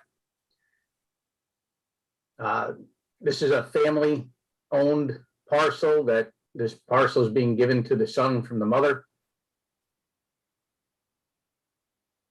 And due to the configuration of the property, this is really the only suitable place to place a home. Did you suggest a houseboat? I suggested stilts. A houseboat, there's a lot of room for a houseboat. Members of the board, do you have any comments? Rick? Oh, go ahead, It Sam. doesn't look like a very good thing to do, but I guess if the Board of Health says that the septic works, that's their purview. Sam? Yeah, Terry sort of answered it, but I had sort of the same question that Rick had, which was what was the reason for doing this? It sounds like it's just like an estate planning type or whatever. You're trying to make it so that someone owns the land under the house they want to build, which I understand. I guess I was just going to sort of ask if you'd looked at other options. I guess there aren't really other options. I don't have a question. I'm just kind of looking at it in the same way I think that the chair was looking at it. Like it's pretty constrained, but at the same time, it's pretty straightforward. And I guess, were there any other options that you found, Terry, or was this really kind of the only feasible thing? There's absolutely no other options. We've looked, if you look at where the existing houses and driveways, where the existing wetlands, your protected streams, your offsets, there's just no way to fit anything else in here. The location, I mean, they've kept it as yard. They have it, they're actually use it for grapevines and planting. It's not that it's not usable land. It's just the only thing that's suitable in order to put a house, septic, and well in. Yeah. And those other parcels that are cut out of this larger parcel, are they also in the same family, or are they've been sold off to just different people? That's currently under the Wilmington Savings Fund Society. Yeah, one looks like it's in bank receivership. That would mean. Yes. It's in foreclosure, in process of being foreclosed. Yeah. Yeah, because I noticed like the fence line for that one that you were just talking about is on this proposed new parcel. And I guess the question sort of that I was getting to is if it was all the same family, would there be a way of doing kind of a lot line adjustment at the same time that might make for a slightly less encumbered parcel? If the family member didn't lose that other property, yes, we could have, but the fact that it's been lost. I understand. Yeah. Yeah. And that's really what's forcing this to happen. Mm-hmm. And can I ask a question, or are you still doing board members? Let's comments? Throw the board member through, and then we'll let you step in, Liz. Got it. Now I lost my place. Who didn't I get? Anne Marie, you go. I see your face. I'm good. Just following along. Zorian, you have anything besides we crowdfund being able to buy the receivership house back from the bank and they can use it? Yeah, exactly. No, it's a very crowded place, but I guess no other options they have. Mark, you have anything? I have nothing for Mr. Ringler, no. And Rick, did I hit you? No, you didn't. I have just a few things. The map that you have up there, Maren, could you mark, as you frequently do again, where the house is going on that map? Yeah, I will. Terry, correct me if I'm a little off here, but the house was to go right about here. Is that right, Terry? That's pretty close, maybe just a little bit closer to the water. Okay. And Terry, I get it with, they want to separate the lot and keep the buildable lot as a separate lot, and everything else is unbuildable. Are they putting the rest of it into a conservation easement, or they're not draining it for future development, right? It's an unnamed wetland. It's not even on the federal maps. What are they going to do with that other lot that's what? That's a pond that's a private pond that has a 12-foot embankment that contains the pond. And I don't see that ever being drained and built upon. They're swimming. That's what they're doing with that lot. Swimming, okay, Yeah, it's a pond. It's, okay. There's a better picture, if everybody can see that without any markup on it, of Okay. the property. And which is the property that's in foreclosure? Let me get rid of that one squiggle and give you another squiggle.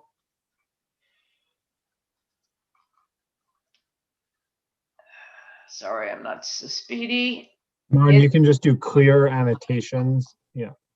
There, thank you.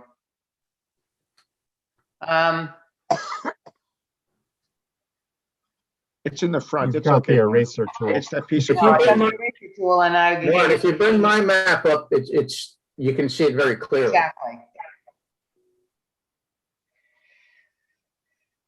Oh, la, la, la, la. Hold on. It's what I just circled, Rick. And then, oh, good. That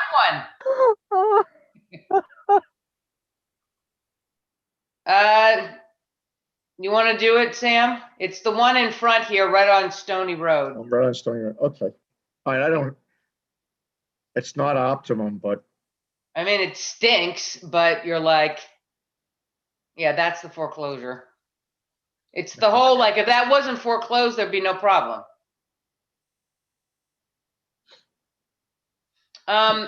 Mary Lou, I have a question. Me too. Yeah, you go first. It would be my question. Terry, so the health department says you can, put the septic there. Are they aware that it's going to be subdivided? Yes, that's the owner who's put the application forward. Right, but does the health department realize we're not just putting another house on the same lot and that the septic is going to be on a separate lot?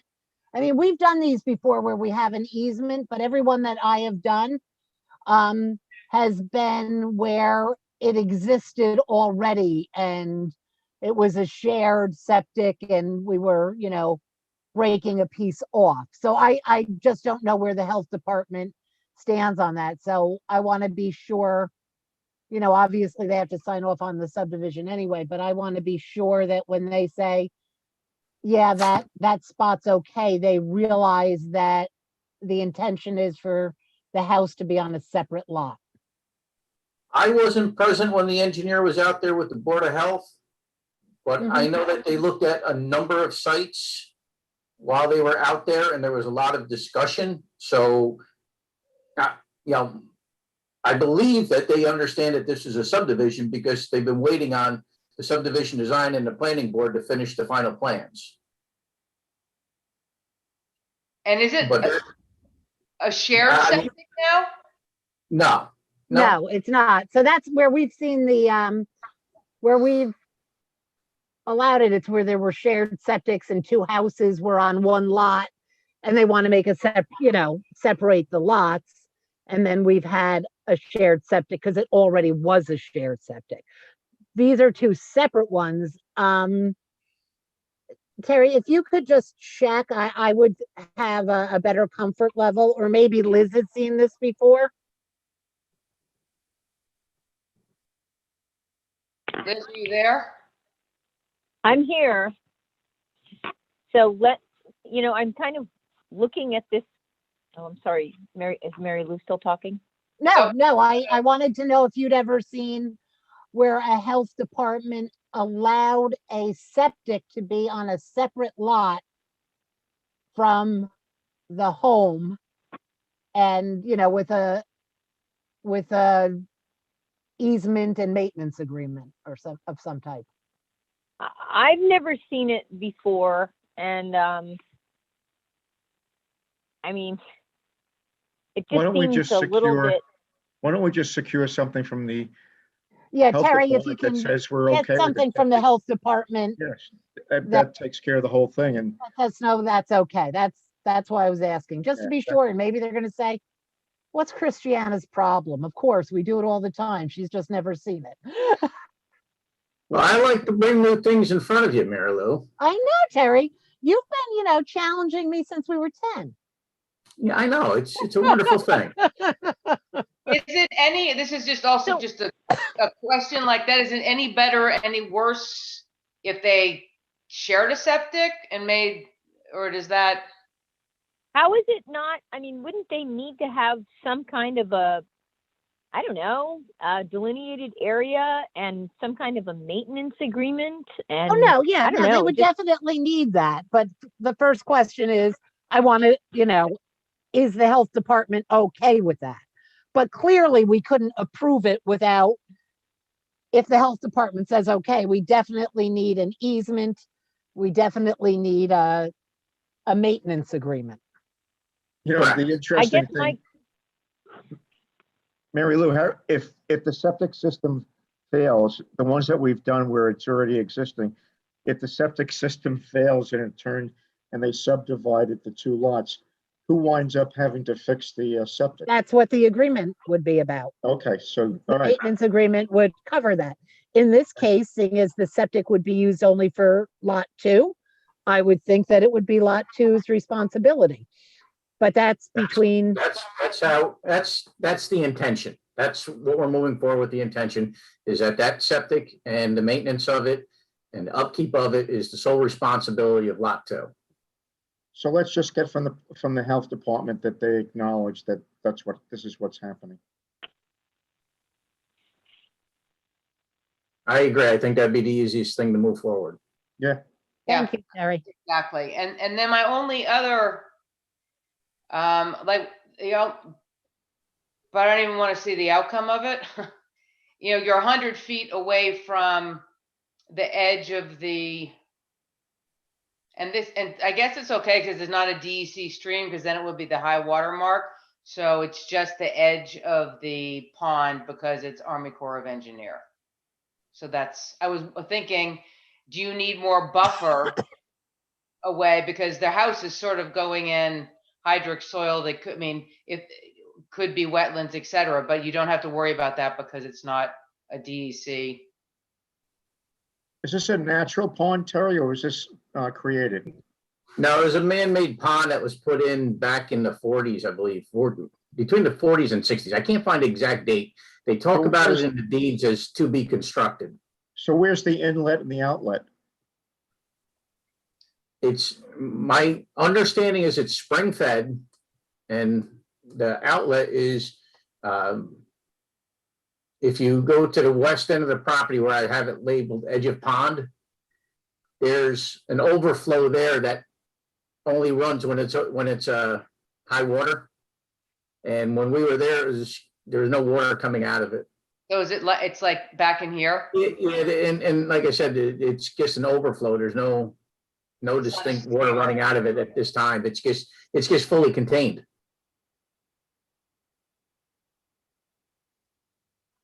is it okay if I ask a few questions? Yep. So, first of all, I'm just seeing these, now on screen, and you guys are doing a great job. My question is, are we also having shared access as part of this proposed lot configuration? No, we have a proposed driveway on the southeast corner of the property coming off of Stony Road. It has 50 foot of access, and we propose its own driveway there. Okay, so it has its own driveway, and then a shared septic. Not a shared septic.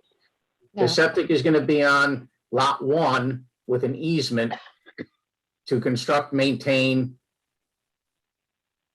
the septic for lot 2. And here's one of my questions. So is there a reason why lot 2 can't be sort of bumped? I guess it would be to the north. Where is the proposed septic for lot 2? That's what I'm not clear on.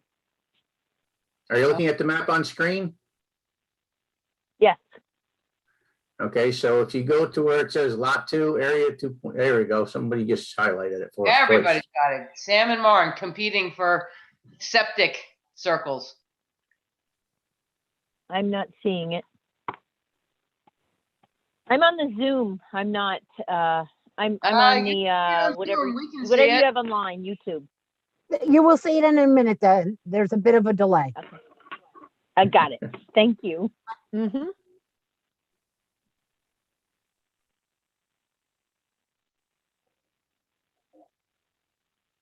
Oh, okay. Yeah, I see dueling outliners.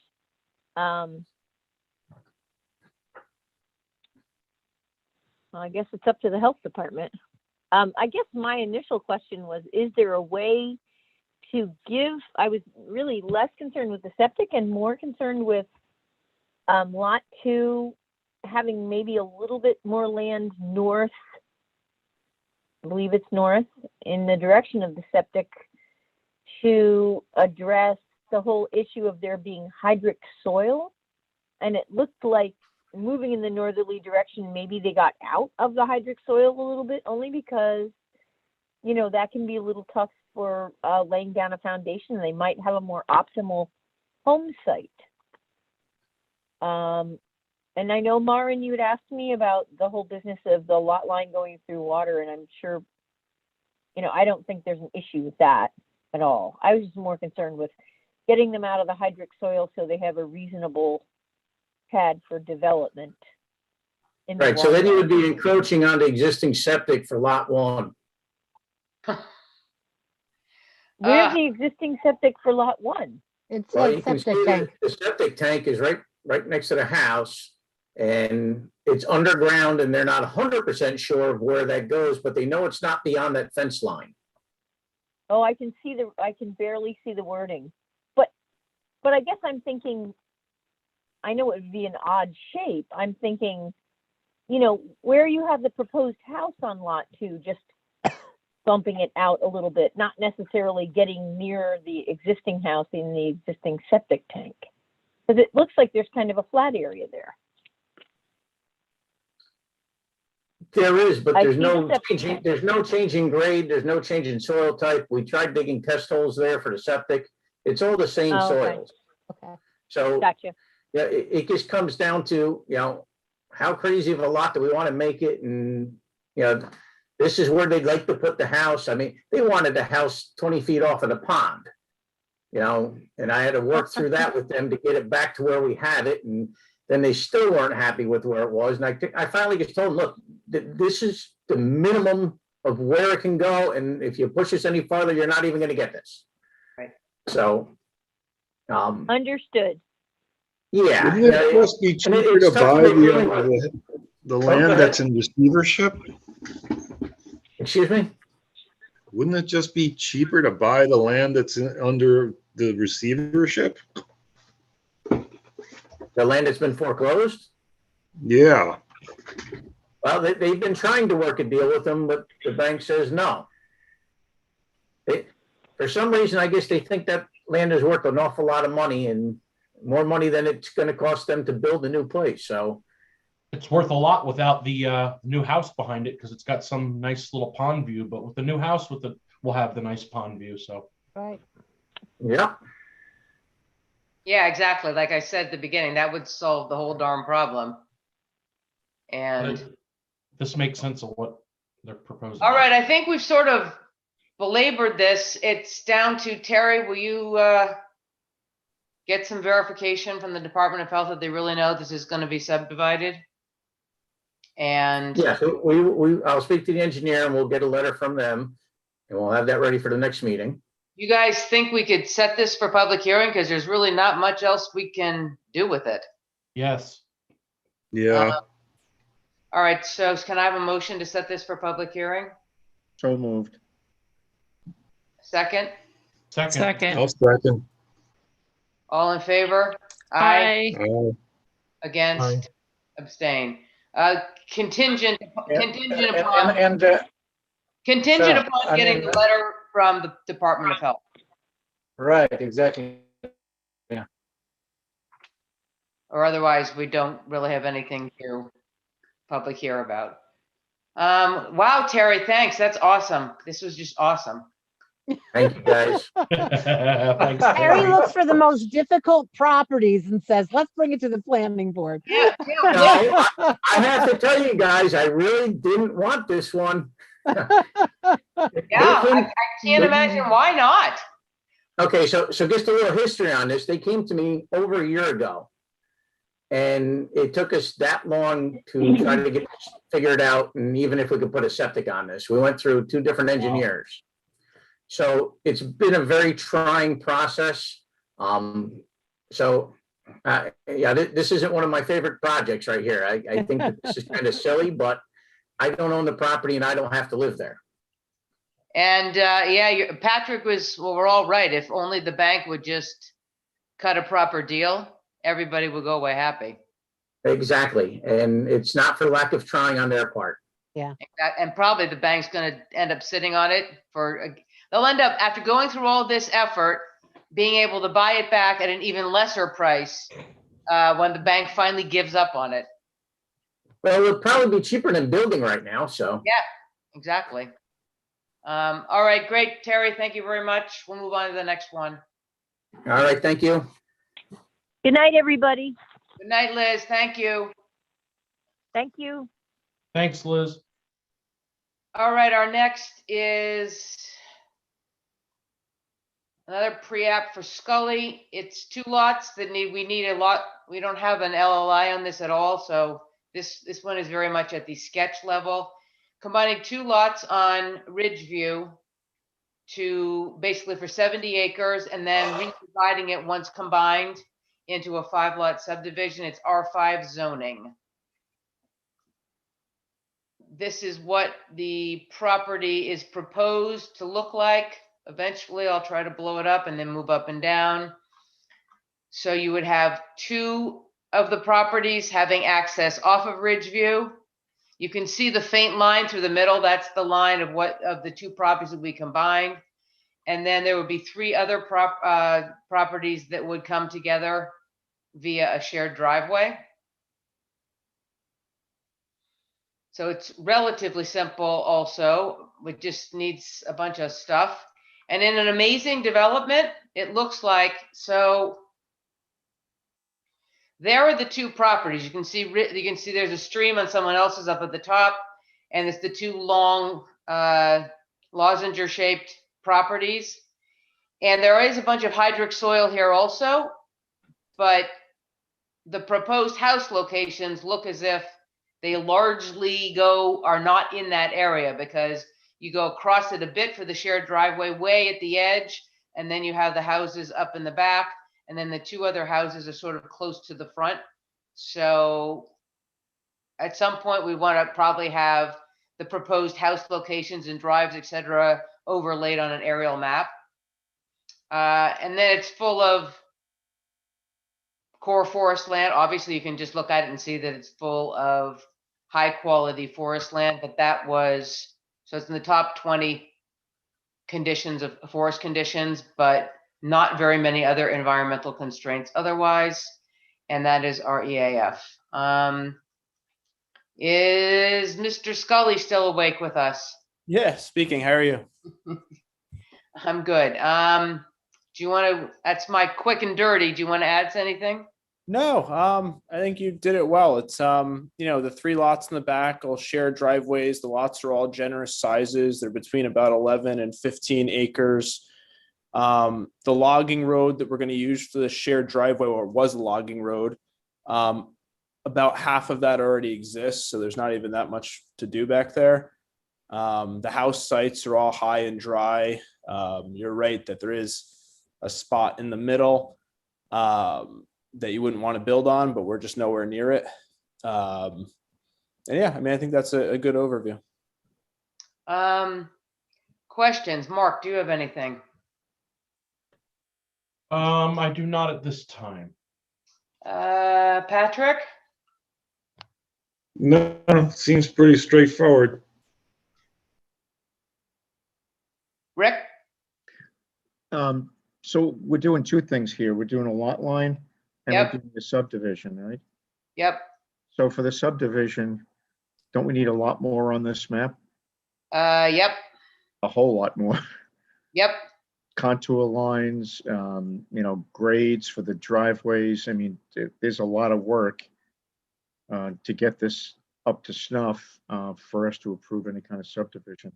No, that's why it's a pre-app to sort of, yeah. No, I realize that. No, I'm not. So, and it's all described in the various codes that deal with subdivision. So here's a list which I can get to you, Mr. Scully, of all the other things that will need to be done. Deeds and easements, aerial photo base map with the overlay, ag statement. I don't think you're going to need it. I don't think you're within 500 feet. Property boundary line, mets and bounds, setbacks, dimensions to scale, structures, buildings. Are there any fences? What, I mean, you have that at least. There'll have to be a shared drive. We don't really have to go through all of this. I can get this whole list of everything to you, but yes, to get to the final subdivision, all of this needs a lot more. This is the initial sketch, a lot more detail. I mean, so Yeah, that was just a draft for this. We did have the county field work done last week, so each of the septic approvals should be underway. And yeah, we realized that, but yeah, it's a generously laid out site. So I don't think we should run into issues. We will have the surveyor do the 2-inch, a 2-foot map for the contours, no issue. So the first thing you need to do before anything goes forward is get a full survey. Yeah. And a lot line improvement application in and get the lot line done. So that's a separate application that has to come in and get done. And so it has to be fully surveyed by a licensed surveyor if he's out there right now. Yeah, I have the full survey done. That is done. So you need to get a lot line improvement application, get that in, and we approve that as a separate entity, and then we can move on to the subdivision part of it. You can do both clearly simultaneously. At the same time, yeah. Is CDG, Mr. Scully, you're a member of the LLC? What's your relationship to the LLC or vice versa? The only member. You're 100% owner. Yeah. Was that a yes? Yes, correct. Yeah. Okay. Anybody else have any questions? I think it might be easier if I just coordinate with Mr. Scully to give the whole list of everything else that is needed. And we get all of that and we look at the next, and get the lot line in and then look at the next layer of that and see when and if we can move forward from there. Yeah, fantastic. Okay. All right. Thank you. Thank you for waiting. You got it. Thanks.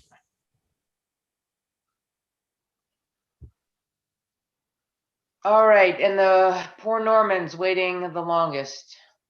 That's okay. So here is the beautiful drawing of their property. It is on the other Van Tyne, because we like to all have one name for all roads here. And the idea is to One of 3 Van Tynes. We have 3 Van Tynes? We do. Where's the other one? So this is it's a 32-acre lot. It's at 217 Van Tyne with a Y. And to move it into 2 lots, one of plus or minus 5 acres, which has the existing structure, well, septic, etc. on it. And then lot 2 would be 27 acres and it is in the R5 zoning district.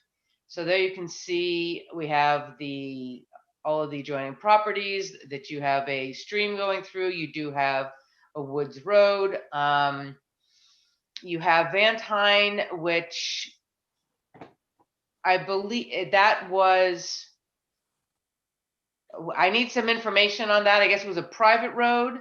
It's owned by the highway now. And now it's owned by the highway up to the edge there. And then in the back, it becomes a driveway or a right of way. It's no longer a road. Correct. No longer a road. Okay. Right. Yeah. We have a right of way in 3 different spots, or 2 different spots past the original, right, that little indent you see there. Right. So What is now the road? Okay. correct. What becomes traumatic on this one is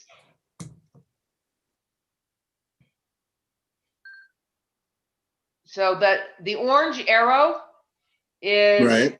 where you want to, that's the edge of the little piece where you'd like to have that carved off. So you're going through DEC and Army Corps of Engineer wetlands and a stream.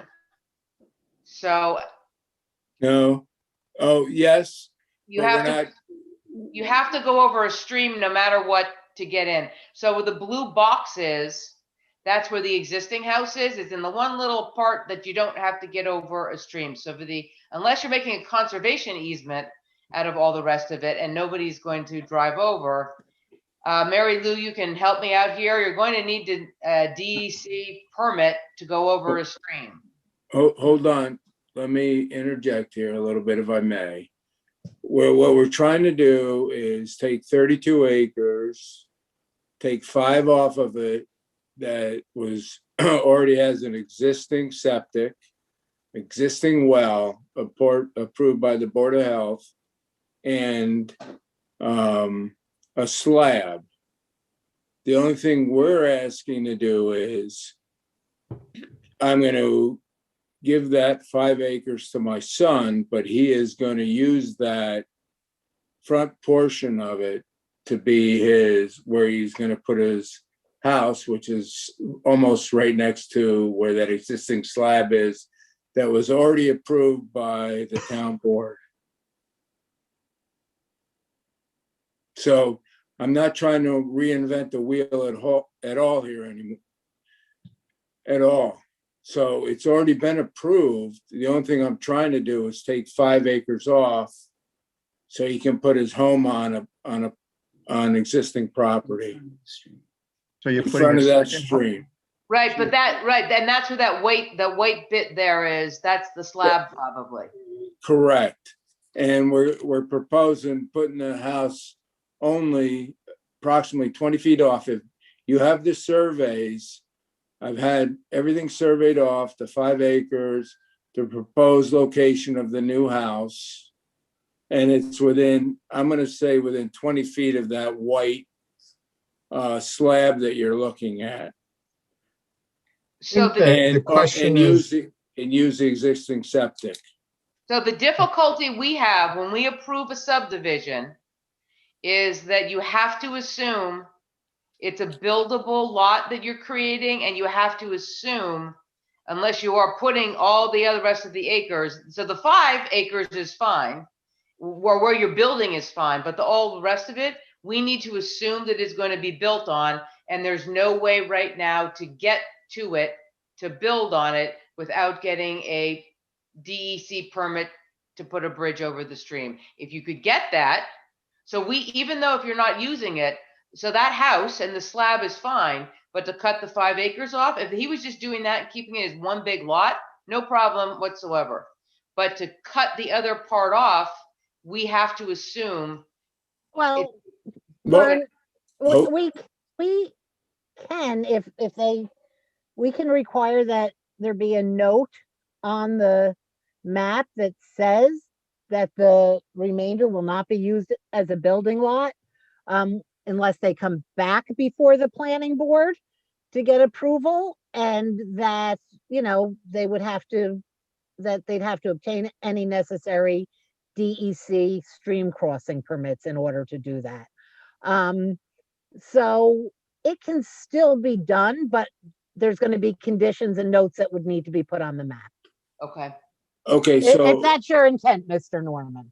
yes, the remaining acres is being left to be not disturbed. So you're correct. so I'm still a little confused. There's no building going to be done. Mr. Norman, did you say that there is a house on the 5 acres, or there's only a slab on the 5 acres? There is a slab, excuse me, there's a slab, there is a septic, and there is a well Already there. on the 5 acres. We are proposing, I submitted 5 plans of the survey of the proposed house location on to the town. And that's exactly all we intend to do with that 5 acres.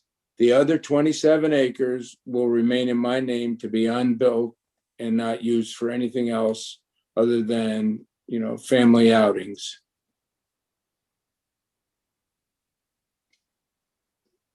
Does that answer your question? Yeah, and my confusion was you have a slab, but you're not putting the new house on the slab. Right, that's my question too. I drove by the property this weekend and noticed that there was a camper on the slab with a portable. That's mine. Yeah, and toilet and septic and well, and as you mentioned. So is the proposal that the 5-acre parcel is going to not utilize the current slab, put a house, like you said, 20 feet away, use the current well and septic?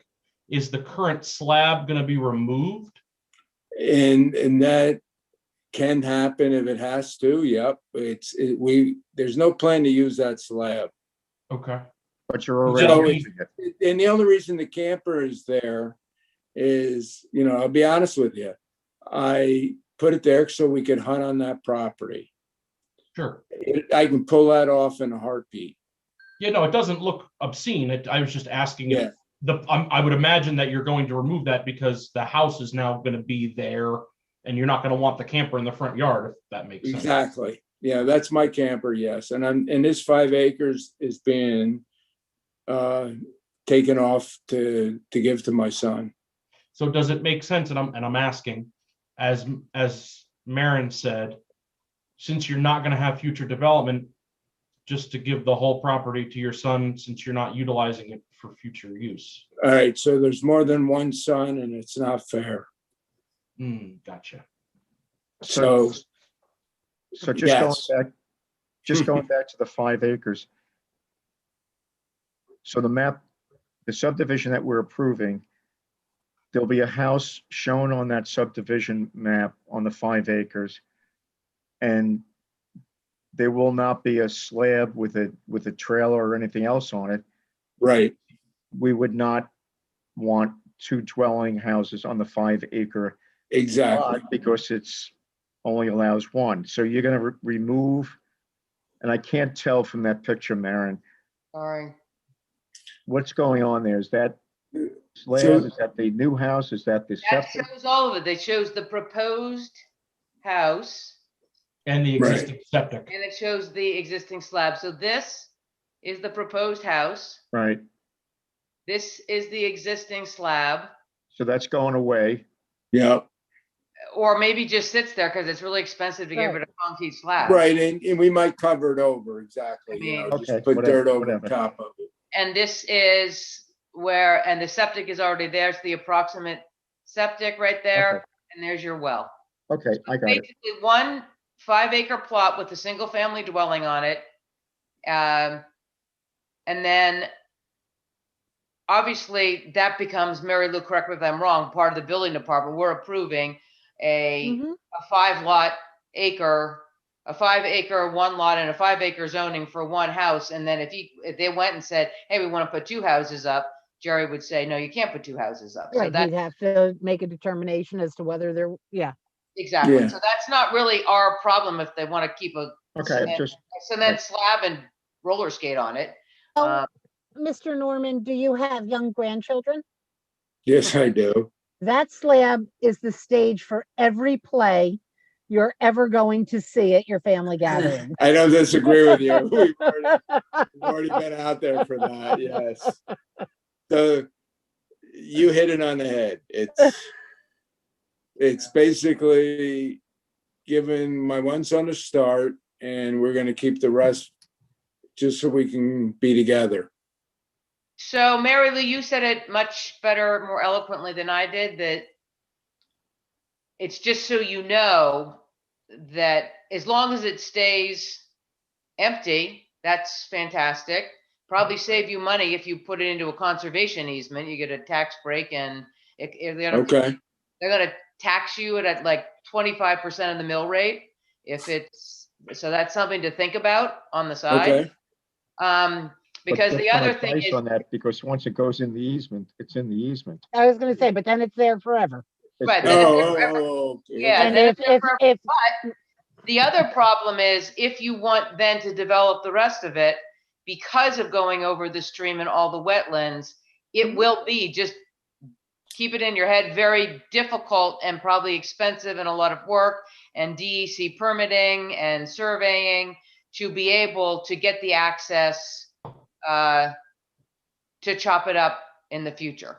So even though you're not doing it now, and even if you don't put a conservation easement, if we say, yep, this is fine to do it like this, it's gonna be a, just so you know, in the back of your head, a big hurdle to get over all those blobs that I showed in the other piece of paper. Right. Right. Great for hunting, fantastic for hunting, but to then use those entrance, the 50 entrance for other people, those are gonna be really tough lots to do. I mean, I think this is why this property had like 40 municipal searches and had a trouble being sold, because people saw, oh, how do we get into the rest of this? And what if the DEC says we won't give you a permit, then you're really stuck. Yeah, and we knew that going in.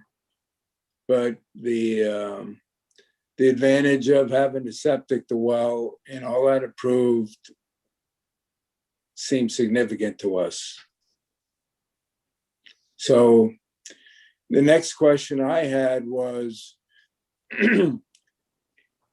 now that you see the proposed site, I just, and you know, providing everything gets approved tonight, then I just start my building permit processes, I would assume. Is that how it works? Your assumption is sort of right. So we can't approve it tonight because any subdivision has to go through, well, first an environmental review, and we're gonna need some more things on the map because of finding the wetlands.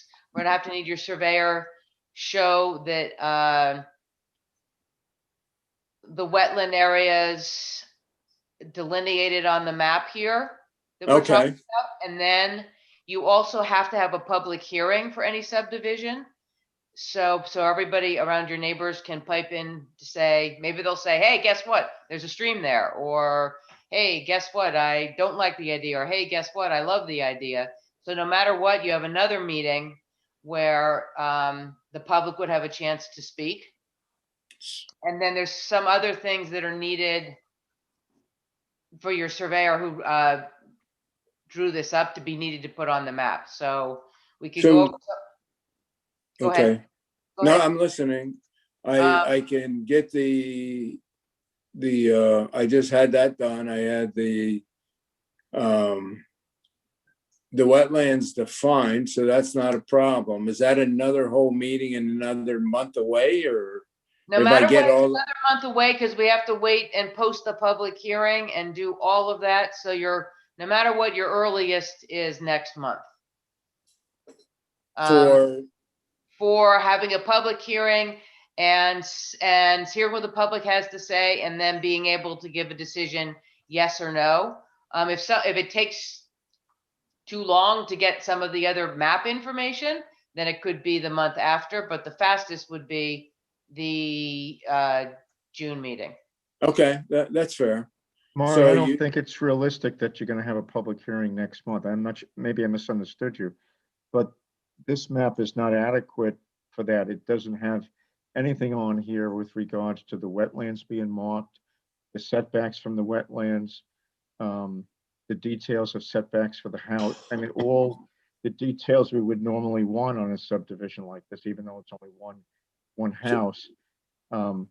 This map is just a preliminary sketch. We need the actual detailed map from the surveyor with everything marked up as we normally get it marked up. But that's for the house, right? That's not for dividing the property out. No, it's for everything. For everything. It's for dividing it. In order to meet the qualifications, you have to have the map up to our standards. Okay, so Rick is completely right. It's probably more realistic for doing the map work that July is the speediest. Who's doing your survey work? So Bert Winnie, I can, you know, and I can get all that done. So I guess my question is, if somebody had, you know, 32 acres and said, I want to give you 5, and I didn't have a plan to build on it, would they be granted the permission so they could get their loans based on the fact that the land is in their name? So say if I wasn't going to build a house on that 5 acres, and I said, I want to give 5 acres to my son without a house. You'd still need a subdivision approval. Still and need to the go same through this thing. whole It would have to process. be approved and the deeds But filed. without setbacks or without, or you need the wetlands, everything, even if you're giving it away? You'd still need everything as long as you're dividing it apart. Exactly. If you just. Okay, okay, fair. I'm just, And It's if new to your you. son is It's going, okay. and if your son is going to a bank to get a loan, presumably he's getting a loan for a house, and they're gonna say, well, where's the house? no, that's not true. It's a construction loan. And we're trying to, they got to own the property. Right, you're before we using the can- property as collateral, so the property will need to be in the name of your son, and in order for that to Correct. happen, it has to have the approved subdivision from us and the Right. deeds and maps filed at the county. Correct. And that's what I thought we would be close to, but You're probably a couple months away. all right. So is there anybody I can work with to make sure I'm a month away versus 2 months away? I want to make sure the next time I come back to you guys and gals is that I have everything that's expected. I can get the wetlands put on this. That's not a problem. If the wetlands are on this map, is that gonna suffice? I'm trying to read what you have on Hey, the Mara, side here. this is a question. Can we set it for public hearing for next month with a condition that all of these conditions will be completed? No. No, Okay, No. so there's no way that could be done then. I'm sorry. no. But Mara, you can get them the list of what needs to be on, right? And as long as Mr. Winnie gets everything on. I thought I had everything. Mr. Norman, could I ask you who the? And the only reason I'm asking the question, I apologize for interrupting. The only reason I'm asking this question was because everything is existing there already, and it's literally only moving the house 20 feet. But you're So it- subdividing the land. Right. Right, It's it's the less- subdivision of the land that is the key here. Right. Not so much where the house is. That will be building department after the land is Okay. subdivided. But there's certain things that must be on a subdivision map. And I have to say, Mr. Winnie has a lot of good stuff on here. He's got your bordering, he has more than a lot of surveyors give I us in the thought I search had and- everything. That's why Right. I met with everybody more than once to make sure I had everything, but I guess I didn't. I Can I- don't can I think speak? that you have given us permission to talk to Mr. Winnie. There's a form you can fill out, Absolutely. given that permission, and it might be easier if Ms. Lindstrom speaks directly with Mr. Winnie if he has questions. Would you agree, Maureen? Yes. But we can't do that unless you fill out the form giving permission, which I'll be can you there get that at the tomorrow. building department now, Maureen? I would think. I can find a copy of it and send it Get out. it to him? Okay, great. Yeah, and I'll drive it over to whoever needs it personally filled out. You could always build the house first and then subdivide it. Yeah, but then I gotta Except pay that for for mortgage purposes, Needs a loan. he needs to get the loan, and to get the loan, he needs to get the 5 acres into his son's name. And otherwise I gotta build a house, and that's. Yeah. Anybody else want to help me? You're already giving him the land, right? That's all I thought this was. I thought it was gonna be simple. You could always give them the land today, all 32 acres, and then fight to get the difference back. Exactly. But That's what I was you know thinking. what? I thought of that, but guess what? Quit Then the claim deed, bank- it'll be his tomorrow. But the bank won't give it back to you because I that's was gonna part of say, then their- he's gonna need the bank to release the rest of the property back That's to never him. gonna happen. Right. So All I right, so already went let's- down that road. So let's do this. I will get out to you tomorrow, the copy of the letter of authorization, so I can speak directly to your surveyor, and we can Absolutely. get everything possible that we could imaginably need. You'll come back in June. We should have everything squared away on the map, and set it for public hearing, and in July, you should be good to go. Okay, fair Okay. enough. Yeah, that's awesome. Okay, great. Thank you for. Marion, I have a Marion, Yes. I have a question. Yep, Zorian? Explain me please, why that large lot cannot be accessible through existing road? Maybe it's not finished, but potentially finished. I'm not clear. Well, Why they Because have it has to go through- across, it has to go across the stream, so it needs a DEC permit, which is difficult to obtain. So, But Zorian, isn't already a road on the map? No, there's no road. There's like Well, a, there's Dorian, like a here's your dirt map. woods path. see your map? So that little skinny part is Van Tyne Road. It goes up to, you see the white slab, right? Okay. See the red dot, that's the end of it. They want to go in sort of past that red dot. And if you go farther, you're on someone else's land there. And no matter where you go, even if Yep. you're right of way, you have to go across the stream. Right, but I have, But what I have right but of what ways about that across. road shown? The What stream, about that right away? Is that it doesn't matter. It goes into the right of way. You still have the stream issue. Right, he can have a right of way, but if DEC doesn't give him permission to cross that stream on the right of way, we It can't, doesn't matter. he can't build. You can have a Right. right of way, Zorin, but you have to walk across it. Or swim if it's high. okay. Yeah, and, Okay, and, okay. and there are right of ways across the back part of that property that do exist, and that if I wanted to use it, they're exactly correct. I've already done all the research that I'd have to get permits from the DEC and the whole 9 yards. And I totally understand that. But I So, was just trying to hopefully divide this 5 acres off so my son could get building a home before the winter. we'll have, it's been a long spring. We'll have a long, warm fall, I July. hope. You'll be having Christmas at his house. Exactly. Yeah, that's Or what I hope. Hanukkah or Yeah. whatever it is you celebrate. No, it's Christmas, but yes. All the But I'll get grandkids, everything to you. Thank you so much for, no you know, problem. Well, we want pictures of the grandkids dancing around on the slab. Or All drawing right. chalk pictures on it. You have to keep it for the chalk That's right. pictures. Sidewalk chalk is important. Sidewalk on that chalk is slab. huge. Yeah, it's gonna Gotcha. be beautiful. All right, so Yeah, so I will get the letter to you and get in contact with your guy, and we'll get this moving, okay? yep, and then, I'll get him to make whatever maps you need. I've already done almost every piece of research you're asking about, so I think he can do it very quickly.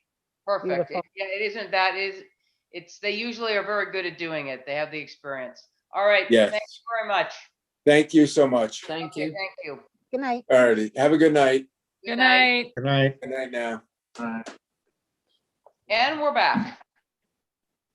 Lauren, before back we go live. on to this, do we on the burn application, I know there's nothing new to present and it was removed, but there was an issue with the public comment staying open and since Yes, it was there it is. scheduled and And noticed, I will do we check need to right open now. it? I already contacted.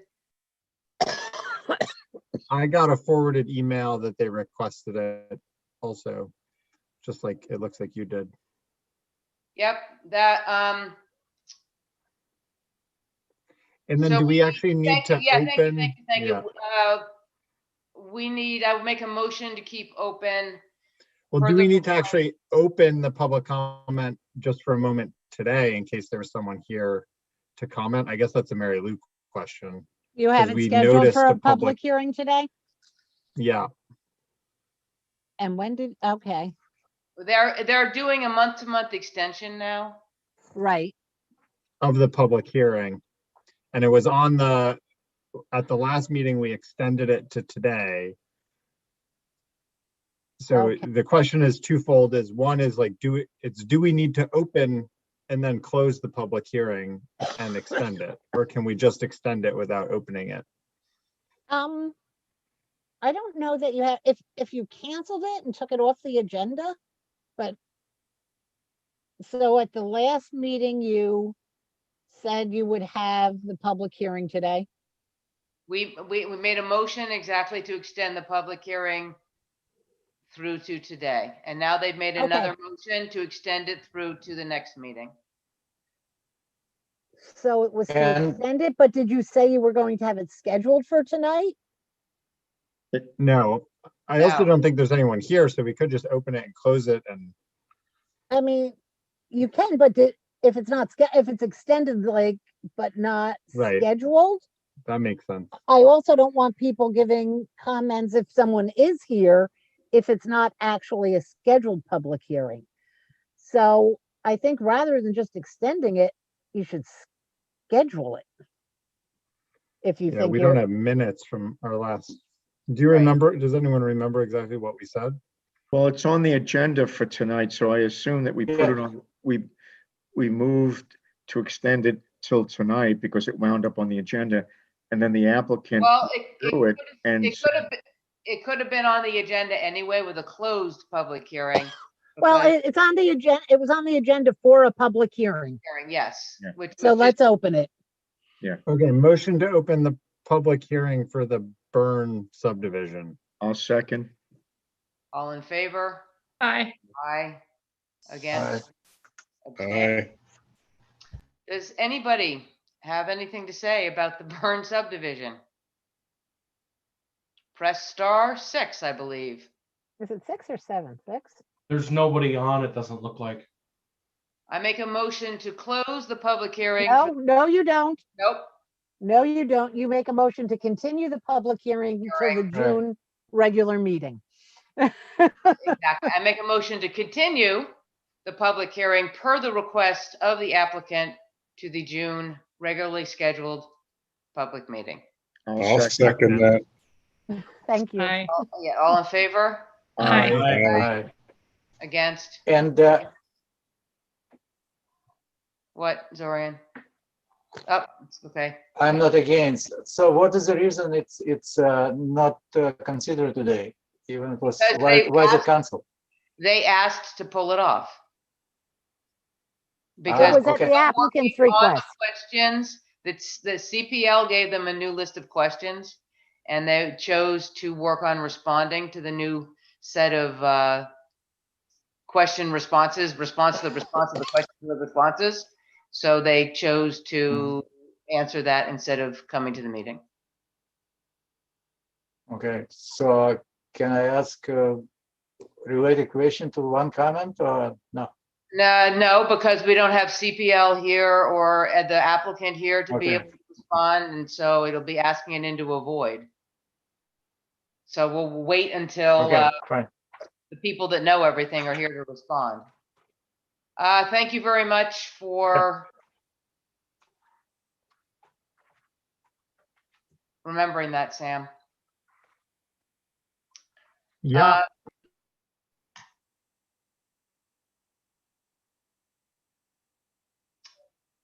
All right,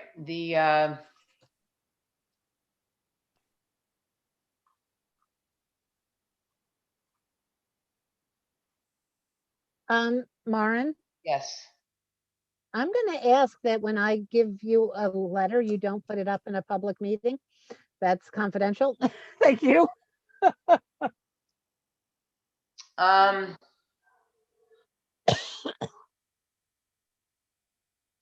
So where were we? Or to other matters.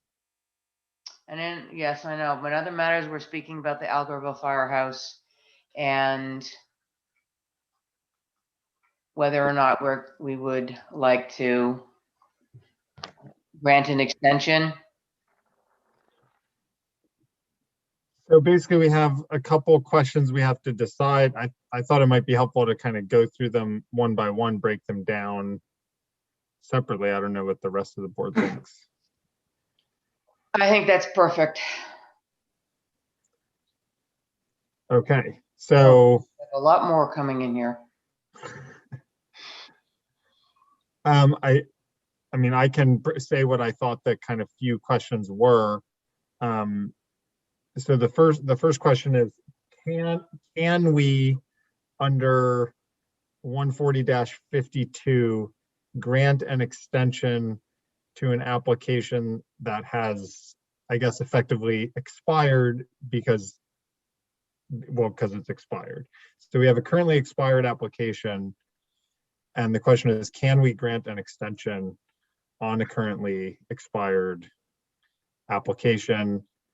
If an extension had been requested prior to it expiring, we would have been able to grant a 1-year extension, and we're still within that 1-year period. That seems like the first question. We can pull up 140-52, Maren, if you want. Or I can put it up.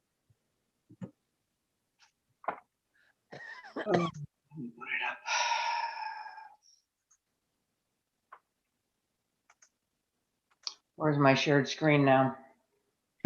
We have your dog now. I know. I like the dog. He's a good. I can pull it up too if you want instead. I have it on my browser. You have it up already. I have to pull it up out of Yeah, Drive. I got it. Can everyone see that? Yes.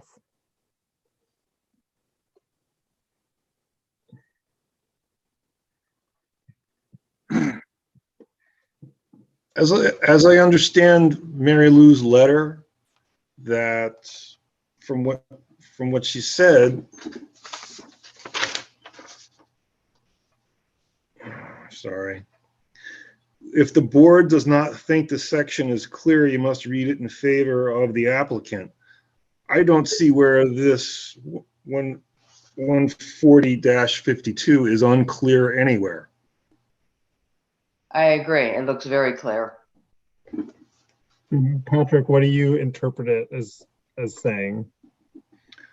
Basically, just reading it, I mean, looking at it on your screen and stuff like that, it's saying that if you have not submitted the paperwork, that the application lapses.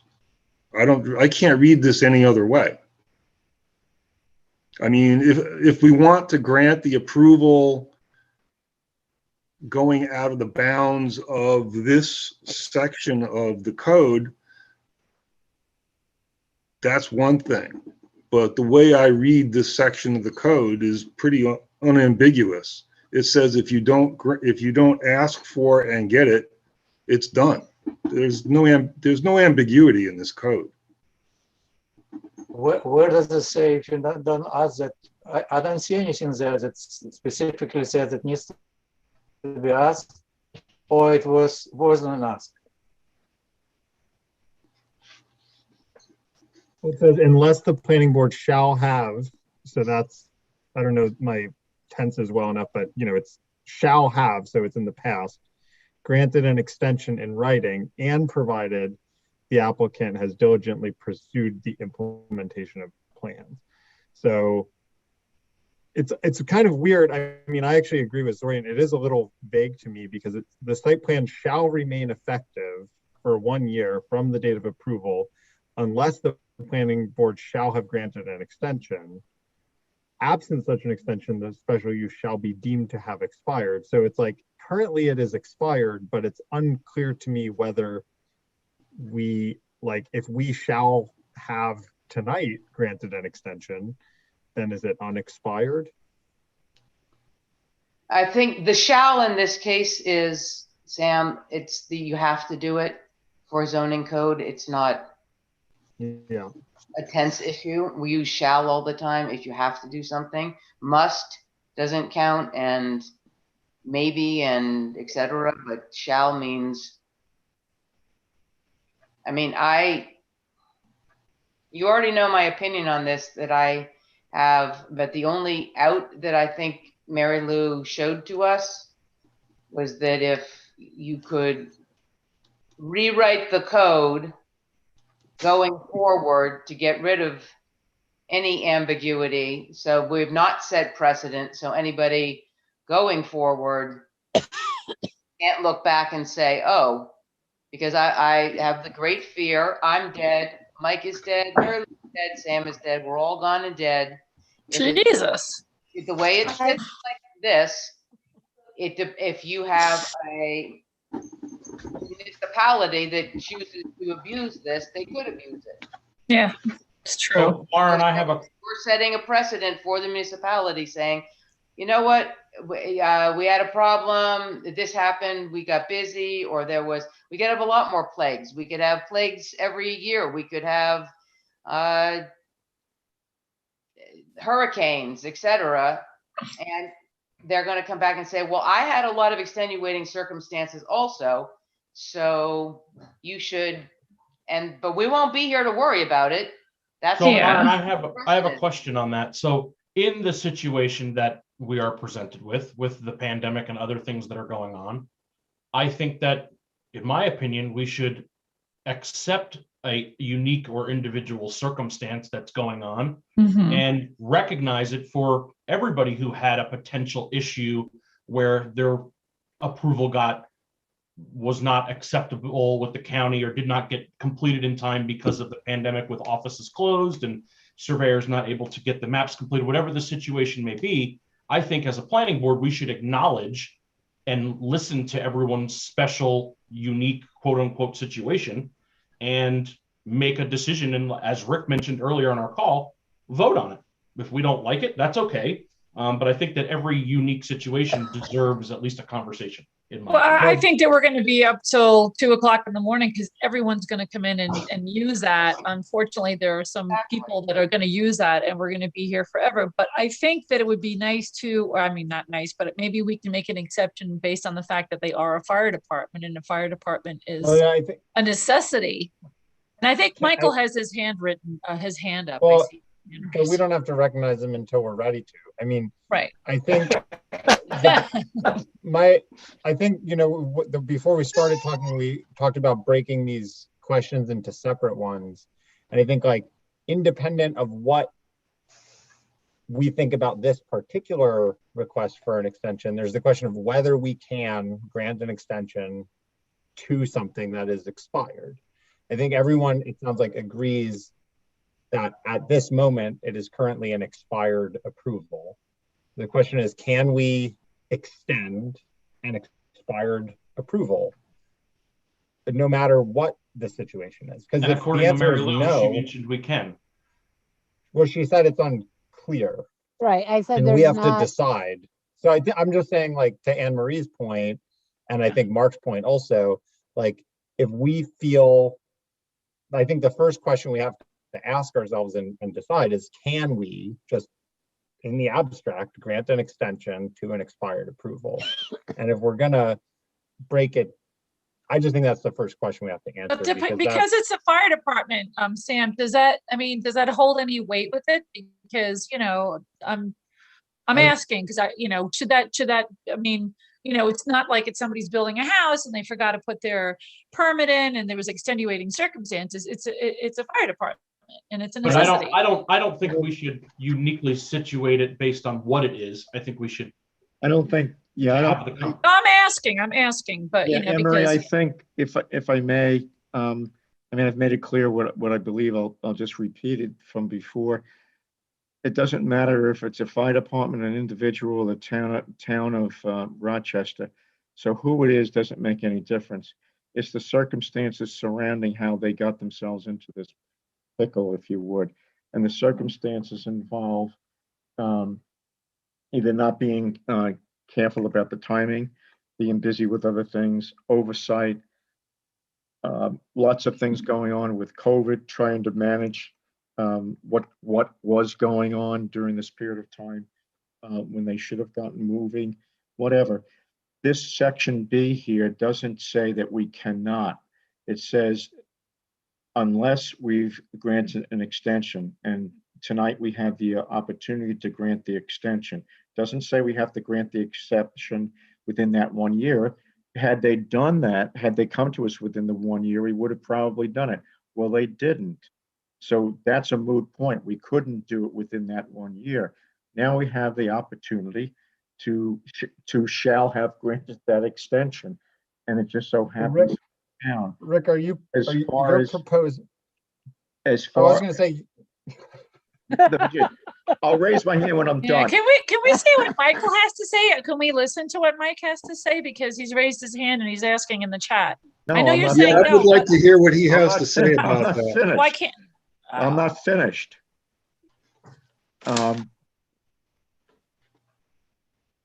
We can grant the extension today. There's Rick- no harm that was done. There's no, by Rick, them we, forgetting to some do of it. us read that differently, that has to be Well, with. I'm telling you, you're absolutely right, and I'm telling you what I feel.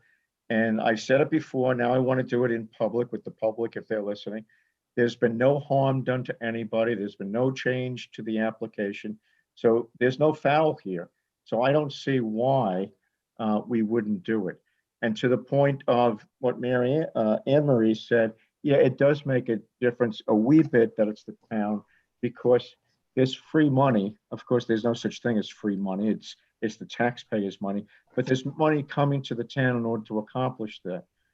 If we don't extend this, we run the risk of the town not being within the prescribed time frame to get this done, 9 months, and they lose the money. And We don't know that for all sure. We're those not reasons, supposed to, I we're not supposed to be ruling on that. And also, Rick, I mean, you and I, it's useless to talk about this because my worry there, once again, is you're saying it's the town, they lose the money, and you're being arbitrary and capricious then, because if somebody else comes in and they forget and they lose their papers and there's a hurricane and it's extenuating circumstances and they lose their money to do a big project, and we say, up, tough for them, then we're treating them. you know what? We're treating Arbitrary and the capricious town. is the kind of words that are used by a court in finding something. If somebody wants to take us to court and the court wants to find us arbitrary and capricious, that's fine. so it I sounds believe like, wanna we have the comment that- ability to make this extension, and we have the ability to do it tonight. And whether we want to hear from Mike or not, I'm ready to make a motion that we just approve this, although we should let Mike speak. But I don't see the need to debate this anymore. Let's put it to a vote. Can I just after Mike. comment one thing? So far as the hardship with losing the funding, I think if somebody else came in with the same sort of thing, that's something that the courts look at these kinds of hardships, and they look at money that could be lost. So I just don't want to make it that we can't consider that. I think that's part of the overall. Yeah, that's a good point. well, it sounds like that, what Rick is saying and what Maren is saying is two different ways of reading this 140-52B. And I think it would be fruitful for us to just, I think we've discussed those two different versions of, like, Maren's kind of saying, it's clearly expired. This says you can't extend something that's expired. And Rick is saying, well, it doesn't say that so clearly. It's saying that you can grant an extension if you have a reason, and it doesn't matter when you grant the extension, as long as the extension is from 1 year from expiration. I think it might be worth just voting on which of those two interpretations the board thinks, is right. All right, can I just read what Mike wrote in the chat? Because I'm a little confused. It says, we do I'd not like to have a actually- special Anne-Marie- use approval. Yeah, because I don't understand. Maybe, like, I why don't know is that we why is should Mike listen- here? Why is Mike here? if Mike he's is not, at this point, he doesn't Right. have, the board is discussing amongst themselves I got about the status of an application and how we're supposed to interpret it. It's not, Okay. we're not discussing the specifics of I an got you. application. There's no role for the applicant in this conversation, I don't think. I agree with Sam. I think Sam, you're doing a beautiful lead job here. I So think can we should vote on the two? we should vote first on the just the interpretation of it, because that isn't not saying what we don't do it or not. What Sam is saying is just how you read this. Is it something that you must, within 1 year, ask for an extension, or you can ask for an extension at any time? No, that's not what we're going to vote on. What we're going to vote on, I'll make a motion. First of all, I think we should allow Mike to speak. But if you're not going to let him speak, Chair, and it's your option to let him speak or not, then so state that, in which case I'll make a motion that we approve this, that we simply extend this. We're not going to pull this thing apart and act like 7 or 8 lawyers and vote on every little bit and piece. Do we agree with this? Do we agree with that? Do we simply agree to grant the extension? So one, I'd like to know, Chair, if you're going to let Mike speak. I would like to hear what he says. I mean, I don't see what the problem is. Well, it's for the chair to decide that. I understand that. I understand that. I don't think it's going to change anything, but let Mike speak. Okay. Then I'll make a motion that we grant the extension. No, let Mike speak first. You're not do both at the same time, Rick. Okay. First, let Mike speak. I thought you said you weren't going to let him speak. I just said I'm letting him speak. Okay, I didn't hear that. Mike, start talking. Okay, thank you. I was waiting to be sure. I hear your point. I also would like to bring up that a special use and a site plan are 2 very different things. I understand it's a semantic thing, but it says absent such an extension, the special use shall be deemed to have expired. This is not a special use. This is a site plan. This is a principal permitted use under the code that requires site plan review. It's very different from a special use, and I think Mary Lou can counsel you on that. I don't disagree. We should have applied for this back in August. The COVID, it's not an excuse, but I have heard what Mark said, and I would agree that anybody who came to you with the excuse, for lack of a better word, of COVID being the issue, that the planning board would grant this consideration. There is no time frame in state law of this is totally administered by local law. And I believe you do have the ability to waive it. I do believe there is a greater good for this. I mean, this is an emergency shelter that if the property were not owned by the fire district, the town would not have even had to come to the planning board. I take responsibility both personally and professionally for not having applied for this extension earlier, but I also don't think you're setting a precedent. I think Mary Lou has said it very clearly that it would have to be a very specific use. So that's kind of what I have to say on it, and you certainly can, vote at how you see fit. As far as the time frame of it being completed, I do not have a hard and fast date, but this money runs out in the spring of 2022. And if we are not completed, and that doesn't mean just the building completed, that means completed, signed off on, everything else is, all the I's are dotted, T's are crossed. And if you can imagine the amount of paperwork with a federal project through the state, what that brings, it is a juggling match, keeping it all floating. So I guess that's all I have to say. Thank you for allowing me to speak. Thank you, Mike. Thank you, Mike. All right, I'd like to make a motion that we grant the extension. And I'd second that. Second it. Roll call. Mark. Aye. Actually, where's Christina? She went home. She's still on. Christina might be taking a little nappy. Okay, Christina is here. I'm here. Chair Lindstrom, I abstain. Zarowski, I'm in favor of the motion. okay, Mr. Williams. Where's he? Did we lose him again? I'm in favor.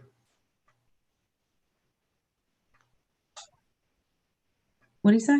He said he's in She said favor. she's in favor. Thank you. I'm sorry, I didn't hear it. Mr. Pinsky Yes. and Ms. Maloney Yes. and Mr. Grasso. Yes. Did you get Mr. Jones? I know he made the motion. And but Mr. did it- Jones. Yes. Thank you. I And forgot just you to before. clarify, Rick, the motion was to extend it to 1 year from when it initially expired. Is that correct? I Yes. don't have the exact date. The Yeah, exact I date. have it. I think it was expired in September 9th. September of 2020, so it will expire in September of 2021 now. Right, that was the September request. 9th. Great, Yes. thanks for clarifying. All right, good night, everybody. We need to make a Good motion. night. A motion to Motion adjourn. to adjourn. Motion to adjourn. Second. Second. All in Second. favor? Good night, everyone. Good night. Good night. Hey, 10:06. I really thought we'd be here till 11:30. I'm impressed.